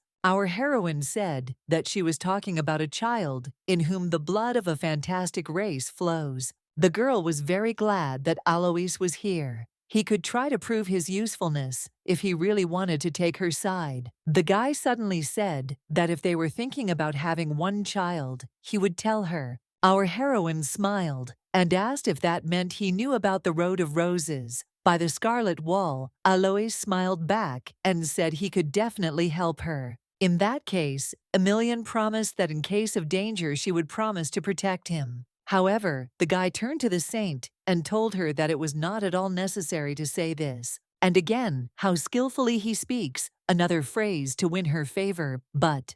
The guy told her that she always protects someone, but it would be nice to sometimes be in the place of the one being protected. Our heroine said that it could very well be. Still, if his lies bring her comfort, then it's not so bad. After a while, they were making their way through the thickets. Alois warned Emilion to be careful because the rose bushes were enchanted. Even if you cut them off, new ones will soon sprout and spill out poison. Now our heroine understood why they grew together like that. Anyway, the guy said that walking through them in shoes was a reckless act, so he would take her in his arms. The girl started to say that she didn't want to cause him any inconvenience, but he told her that she could consider it a way to thank her for saving people. Soon he picked her up, despite her request to stop. Then he said it was time to move on. So he began to cut down the rose bushes, and at the same time, hold Emilion in his hands. Our heroine understood that if they had just come in here without a knife, then trouble would have happened. Alois suddenly asked the saint to close her eyes for a second.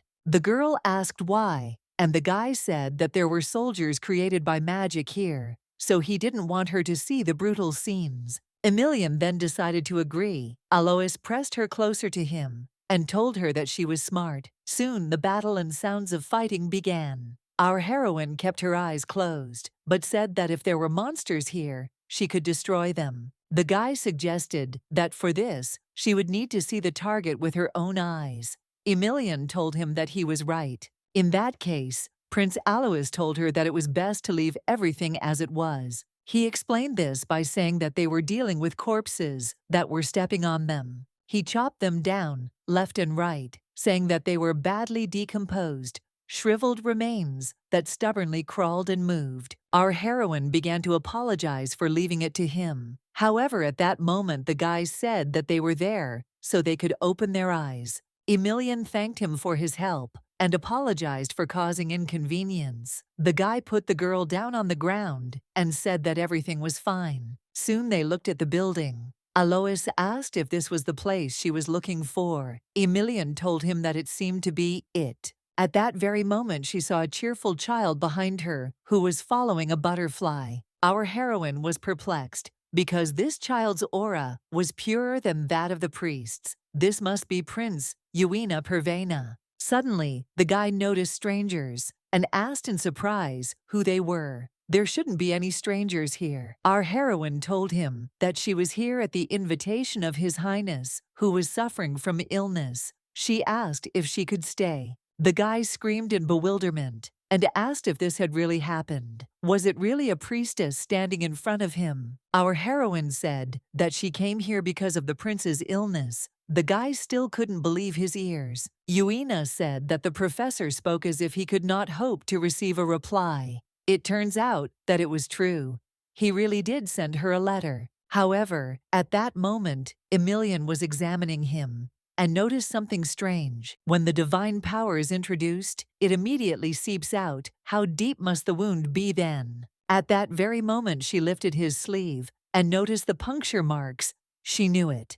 In any case, Emilion asked the prince why he wrote to her. The guy said that he heard that she was leaving the empire, so he wanted to get help before she left. Anyway, he smiled, saying that he didn't expect her to answer him so quickly. He was grateful to her. Nevertheless, our heroine asked Prince Uina Pervena to tell her a little more about herself. Soon they were sitting at the table, and the boy was saying that this was the first time that someone had come here at his invitation. They couldn't imagine how surprised he was. Alois, nevertheless, began to turn his head from side to side and ask if there was anyone there besides the prince. Uina Pervena smiled and said that he was not a prince, so he asked to just call him Uina. In any case, he said that there are countless people here, and they are replaced about once a month. At this point, our heroine was rather surprised by the words about the prince, so she asked what it meant. The boy explained that the emperor did not consider him a human being, so he did not deserve the title of crown prince. There was a short pause between them, which was interrupted by Alois, who said that the emperor had not been mistaken after all. The boy looked at Alois in bewilderment, and he told him that it wasn't only human blood that flowed through him. The guy sighed and said that it was so, and that was why they were keeping him here. However, Alois said that he meant that Prince Uina was too beautiful to be a simple human. The boy looked at Alois in surprise. He told him that it is human nature to want to possess what he does not have. With all due respect, but His Majesty was one of those people. He just doesn't want to let Uina go from here because of her beauty. At that moment, Uina Pervena looked at the guests in surprise and asked if he could go outside just once. At this point, our heroine turned to Lenevin and told him that she was going to accept the prince's offer, but why it was a secret. Anyway, she asked him to just trust her. The guy smiled at her and asked who else he should trust, if not her. After some time, our heroine was transformed by the new outfit that she was given. Nestro was perplexed and told the saint that this dress really suited her. Our heroine thanked them for lending it to her. She was in their debt. Soon, Alois came up to her and told Lady Emilian that she was gorgeous.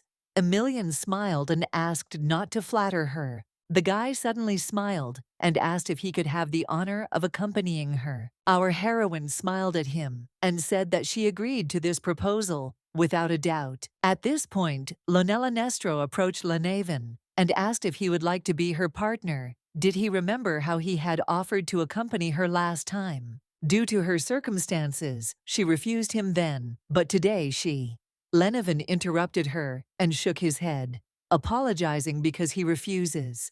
Nestro was in incredible shock. Emilian could not believe that Lenevin would change so much. What happened between them? Almost with tears in her eyes, Lady Nestro turned to the high priest and asked if she could find out the reason. Our heroine looked at him because she was also interested in finding out, but he in turn looked up in her direction, embarrassed. Emilian decided that he couldn't be left in trouble, so she apologized to the prince, saying that she was going out with Lenevin today. However, there was some kind of strange signal transmission error, so the guy took the words, "I will become your partner," as, "accept Lenella's offer." At that very moment he sheepishly apologized and told Lady Nestro that it was an honor for him to dance with her. Our heroine, of course, was very surprised by this outcome, but still the operation to save Lenevin failed. In this case, Alois approached Emilian again and told her that he was her boyfriend for the evening. After some time, they came out into the hall, so Mrs. Emilian and His Highness Prince Alois were introduced to the people.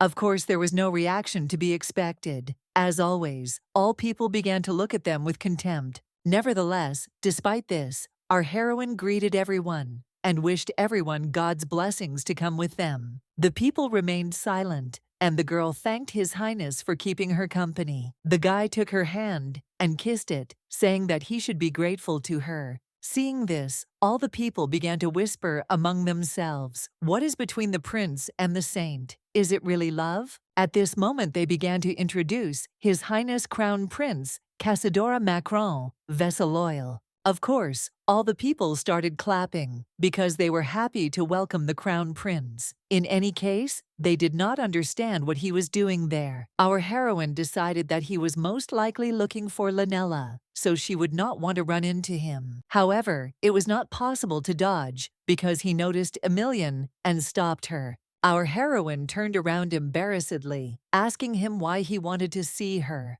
The guy asked if she was implying that he needed a reason. Emilian said that was basically true. Or did he think they were close enough? After these words, a dead silence hung between them. This was definitely not what Casadora Macron wanted to hear. Anyway, at that moment, Alois bowed and wished good evening to His Highness. Casadora realized that this was the same prince, so he decided that this was an interesting duet. The guy suddenly said that he heard that the Emperor was going to restore the Marquis of Cheverly to his rights. Our heroine angrily asked why he brought up this topic. The prince said that it seemed to him that she did not know about this, and since she was a citizen of the empire, our heroine told him that she lived in a temple, which was located on the territory of their empire. The guy asked in bewilderment what kind of nonsense this was, because from the moment she dedicated herself to their state, she became a citizen of Vesaloil.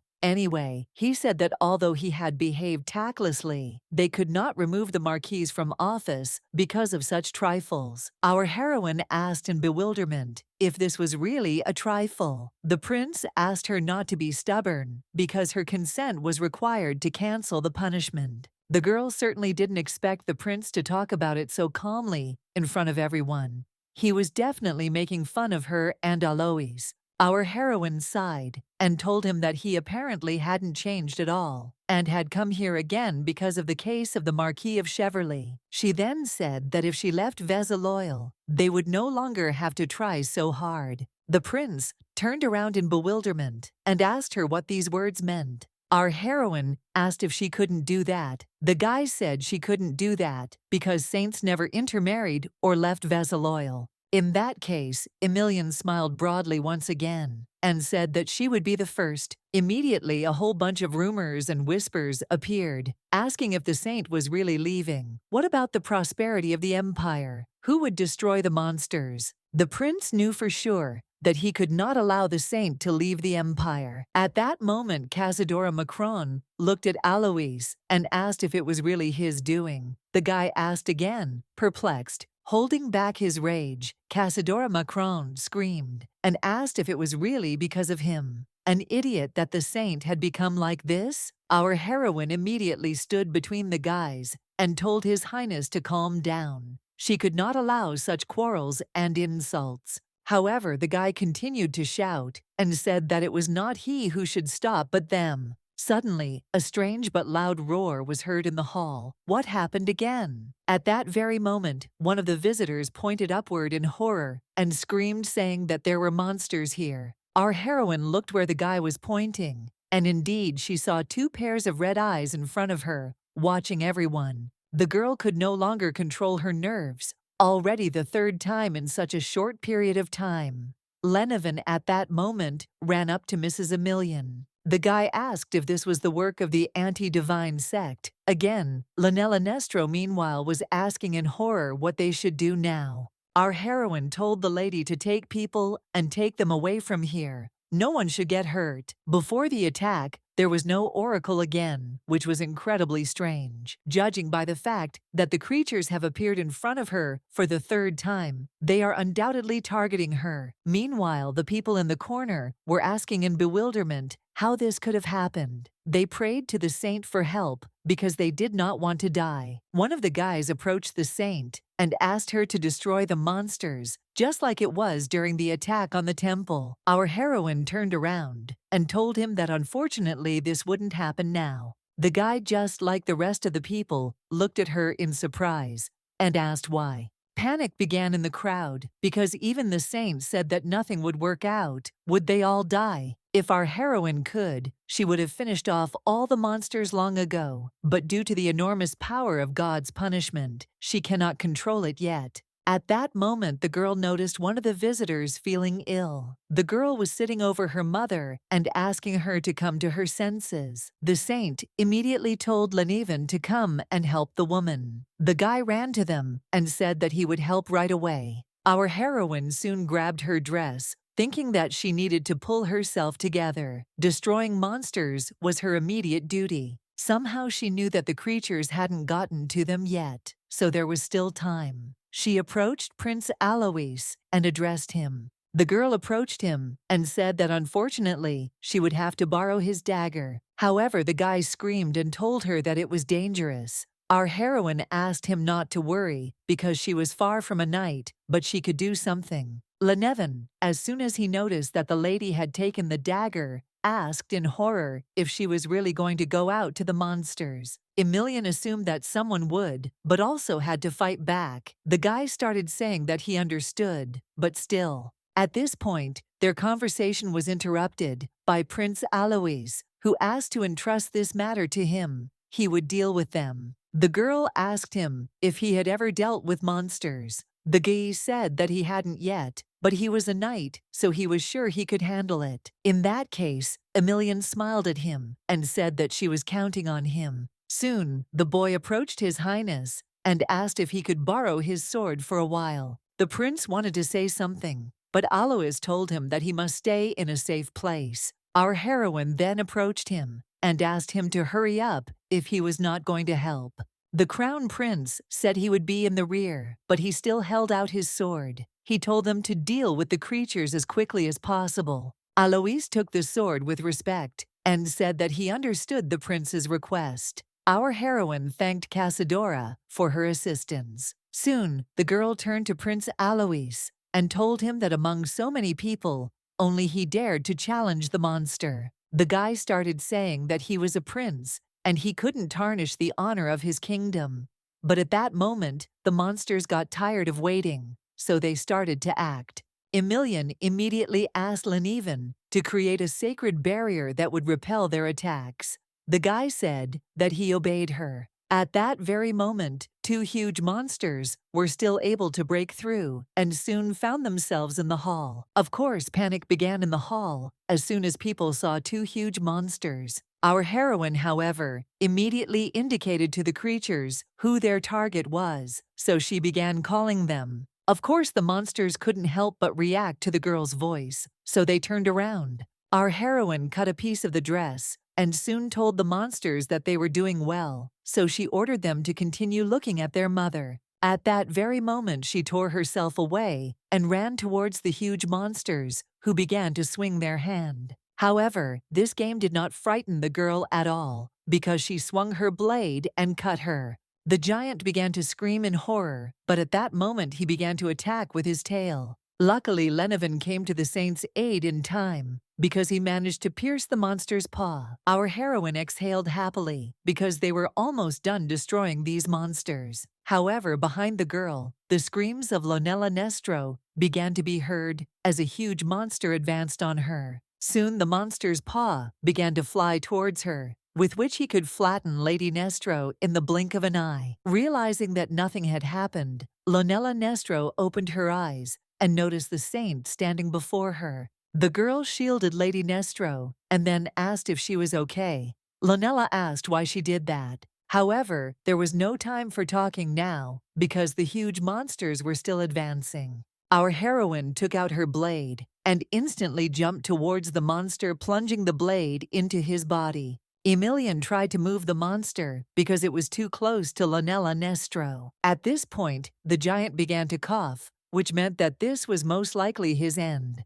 Our heroine, seeing that he began to shrink, assumed that this was all. Soon, her dagger fell to the ground, but Alois screamed in horror and reminded her that there was still one monster left. It was only by a miracle that the girl managed to make a dash and dodge the monster's destructive attack in time. Of course, Prince Alois immediately ran towards the monster to save Emilian. The guy pierced the giant, so immediately after that, he told the saint that it was time for her to use her power. The girl ran up to the giant and literally just hugged him, using her divine magic. The giant began to scream in horror, and strange smoke began to fly out of his eyes and mouth. After some time, our heroine found two monkeys on the floor that were wounded. A couple of minutes later, they came to their senses. Our heroine held them in her arms and realized that they were indeed ordinary monkeys. After everything was finally over, Prince Alois walked up to Emilian and asked who it was. Seeing the blade of the prince, the monkeys turned around. Emilian asked them not to be afraid and then said that these were baby monkeys. apparently their original appearance. In any case, the girl decided to ask the guy if he was hurt, to which Alois said that everything was fine, unlike her. Looking at her shoulder, he said that the wound looked deep and needed to be treated immediately. Lenevin approached the lady with a handkerchief and asked her to listen to the prince. He still felt very uncomfortable saying this, but since monkeys can become monsters, wouldn't it be better to kill them? Our heroine asked in bewilderment what he was talking about. She turned her head and looked into the eyes of these little ones, who looked as if into her soul. The girl said that they were not monsters now, so it was impossible to kill those who were so heartlessly used. Lenevin still wanted to say something against it, but our heroine asked if he really thought she couldn't tell the difference between a monkey and a monster. She asked him not to worry, because it was time to return to the temple. The boy took the cubs in his arms and said that he would carry them. Suddenly, our heroine felt weakness in her legs and began to fall. Alois caught her instantly. The girl thanked him and said everything was fine. The guy said he would pretend he hadn't heard her. He then apologized, but soon after picked her up, despite Emilien's words to let her go. Then Alois told Lenevin that they had to go. The boy was confused. Some people carry monkeys in their arms, but some don't. However, Casadora Macron blocked their way and said that he needed to talk to Alois. The guy said that the lady needed peace. At this moment, our heroine also decided to join the conversation. She wanted to add something of her own. The girl held out the sword and thanked him for his help, but said that they had nothing more to talk about. The crown prince took back the sword and began to watch them go. Lonella Nestro, who was still recovering from what was happening, did the same. The very next morning, our heroine finally woke up. Fortunately, she was able to rest and gain strength. However, as soon as she stretched, she noticed one strange thing that she decided to check. Pulling her shirt down a little, she noticed that her shoulder was completely healed. Did she always heal so quickly? Anyway, she started to get up and wonder where the monkeys had gone.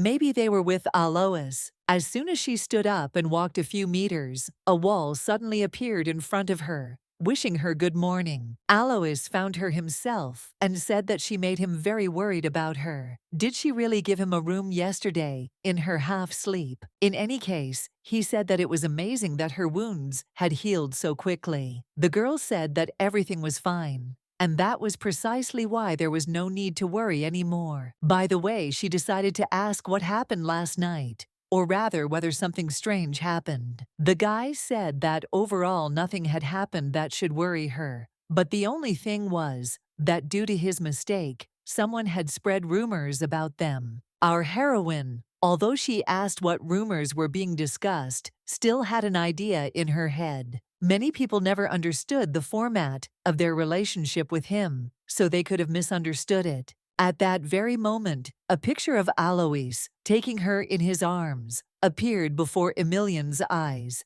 Everything became clear at once. However, at that moment, one of the priests began to run in horror to the saint and ask her for help. After some time, they followed the priest. Our heroine literally immediately asked in bewilderment what happened here. Before her, she saw incredible destruction in the garden, which happened for an unknown reason. The girl began to ask who did all this, but the priests, who did not show any particular signs of life, did not answer her. At that moment, someone alive finally addressed Emilien. It was Lenevin. Our heroine ran up to him in bewilderment and asked why he was all beaten up. The guy said that he had warned her that it was dangerous to bring them to the temple. Emilien, at this point, asked in horror if all this was really done by monkeys. Lenevin, with a tear in his eye, asked if she was surprised. At that moment, two happy monkeys appeared on the horizon and ran towards Emilien. Lenevin, perplexed,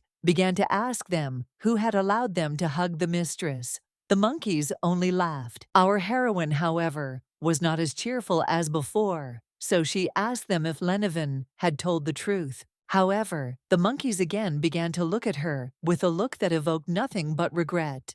Mrs. Emilien sighed and apologized to Lenevin, saying that she was apologizing for them. The guy asked not to let those shameless eyes deceive him. Scratching his head, he said that they were real monsters, and she should be careful too. Our heroine laughed and told him to take the others, and they should go and rest. Soon the priests and Lenevin began to leave. Emilian asked what to do with them. Alois smiled and took one of the monkeys and asked to let him carry them. However, the monkey began to scream, and soon after broke free from Alois's hand. The girl assumed that these sweet buns were scared. Alois suddenly suggested to the saint that she should change her attitude towards these animals. He reminded them that not long ago they were monsters, and it seemed to him that keeping them around was not the best decision. The girl said she agreed with him, but only partly. The guy asked why. Our heroine scratched the baby monkey's face and said that they had come to different conclusions. Exactly because the monkeys are dangerous, and they simply need her supervision. After some time, they began to play with each other and run around the garden while our heroine watched them. At that moment, Alois turned to the saint and she told him to speak. The boy said that he was one of those people who would sacrifice the life of one to save two. Taking a piece of pie, he said that in such a situation nothing would stop him. Looking at her, he asked what she would do. Our heroine said that she doesn't even know. Most likely being a judge, she would sacrifice herself in the name of saving the three. However, he said that everything could change if someone truly special came into his life. The value of this person must be comparable to tens, if not hundreds of lives. Looking at her, he asked whom she would choose. The girl thought for a moment, and then asked His Highness a counter question. The guy said that he would most likely have to sacrifice that special person. Our heroine was surprised. The guy in turn said that if this person is special, then he should understand his choice. The girl said that it sounds impressive. Once again, the action takes us to Emilian's room. The girl asked how many letters they had. Lenevin answered her that not counting the others, 31. After she announced that she was leaving the empire in front of the crown prince and the aristocrats, people started writing to her from everywhere. The high society is afraid that without her, they will have no one to deal with the monsters. The girl ordered all these letters to be burned. The guy said that he would obey, but taking one of the letters, he said in bewilderment that there was even a letter from the palace. Our heroine said that it was a classic because they come every day. However, Lenevin said that the sender was Uina Pervina. The girl asked again in surprise. Lenevin explained that all the children of the emperor, except for the crown prince, had this surname. Our heroine asked in surprise if the emperor really had any living descendants. It was the first time she had heard this name. However, as soon as she read the letter, her face changed to a more cheerful one. It was quite funny. Soon she clutched the letter and said that she would never forgive it if it was true. Lenevin asked in surprise what it was. The girl told the high priest that she would explain everything a little later, so she asked him to call Jesse here because they were going to the palace. The golden letter is under a spell that only the ruling family possesses, and which accordingly only its representatives can remove. In other words, whether the content is true or not, the letter was indeed written by someone from the imperial family. After some time, our heroine Lenevin and Jesse Fotra, together with two monkeys, were ready to go to the palace to sort things out. After some time, Jesse Fotra asked the lady if this letter could be true. The things written in it were too cruel. Lenevin, by the way, said that even the fact that the content is too detailed is disturbing. Emilian said that if the letter is forged, the author will answer for his actions. If the phrase about the experimental human turns out to be true, the palace will suffer a great punishment. The actions of the palace have always gone beyond human understanding, and what happens there is no longer surprising. Please save me before you leave. Prince Uina's letter can't get out of her head. Emotions rage in her soul, but she tries her best not to give in to them. After some time, our heroes found themselves in the palace, and quite quickly, one way or another, our heroine began to walk past people, and Lenevin ordered them all to disperse. As soon as our heroine entered, a certain man stopped the lady and asked her to wait. He welcomed this gift from God. Emilian, nevertheless, asked where the emperor was now. The man looked down and began to say something unintelligible. Of course, Saint Emilian told him to tell it like it is and not even think about lying to her. The man sighed heavily and said that His Majesty was now in the backyard. The girl patted him on the shoulder and said that she was grateful to the senior servant Balshane for his help. She heard that everyone who had any chance of claiming the throne was already dead. Was that child really left behind, specifically to conduct experiments? The letter states that Prince Uina's birth mother was an elf, meaning that His Highness is half-elf. Thanks to their powerful life energy, elves are able to heal, so perhaps the prince is capable of this too. Emilian said that was true. He acts as a guinea pig and a home first aid kit in case someone from the ruling family gets hurt. According to the letter, Prince Uina Pervena has the ability to heal any wound, and in this situation the palace does not really need to rely on the temple. However, the prince is still subjected to experimentation because after the wound is removed, he cannot use his powers for some time. Lenevin said that, in other words, his ability has disadvantages.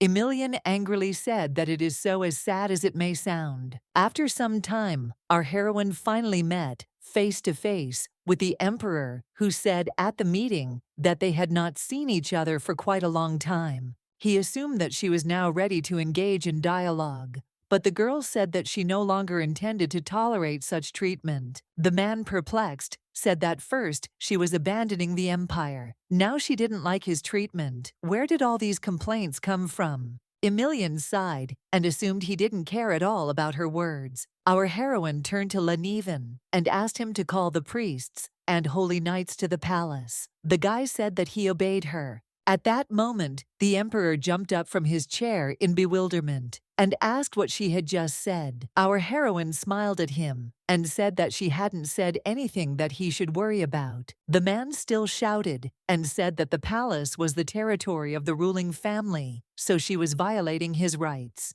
Our heroine suddenly turned to him and asked if he had forgotten the time when he sent his knights to her temple. She does the same. Looking at him, she reminded him that the emperor had also asked her not to worry. The emperor was losing control, and soon he was shouting at her, telling her that she was comparing two completely different things. Even a saint has no right to be boss here. After such screams, the man even began to shorten his breath. Emilian nevertheless told him that she could say the same thing. It is forbidden to impose one's own rules in the temple, and even more so for people like him. At that very moment, the man took up his sword, starting to shout that she didn't dare tell him what to do. However, it was an all too expected move on the part of the crazy and nervous old man. At that very moment, a loud explosion sounded behind him, which smashed his chair to pieces. The emperor turned around in bewilderment, and our heroine apologized for this incident. However, she assured him that if he made her repeat herself again, she would do something worse. Soon she told Jesse and Lenevin to stay put, and that she had somewhere to go. The letter said that Prince Uina Pervena was imprisoned at the end of the Rose Road, near the Scarlet Wall. The palace grounds were too large to find the prince using such a small clue. However, as if by God's help, Prince Alois, who was greeting her at that moment, falls upon our heroine. The guy said he was nearby, so he came over to tell her that if she needed help, he could help her out. She understood that her arrival had certainly caused a stir. The girl suddenly asked if the prince had seen a boy of about 12 in the palace.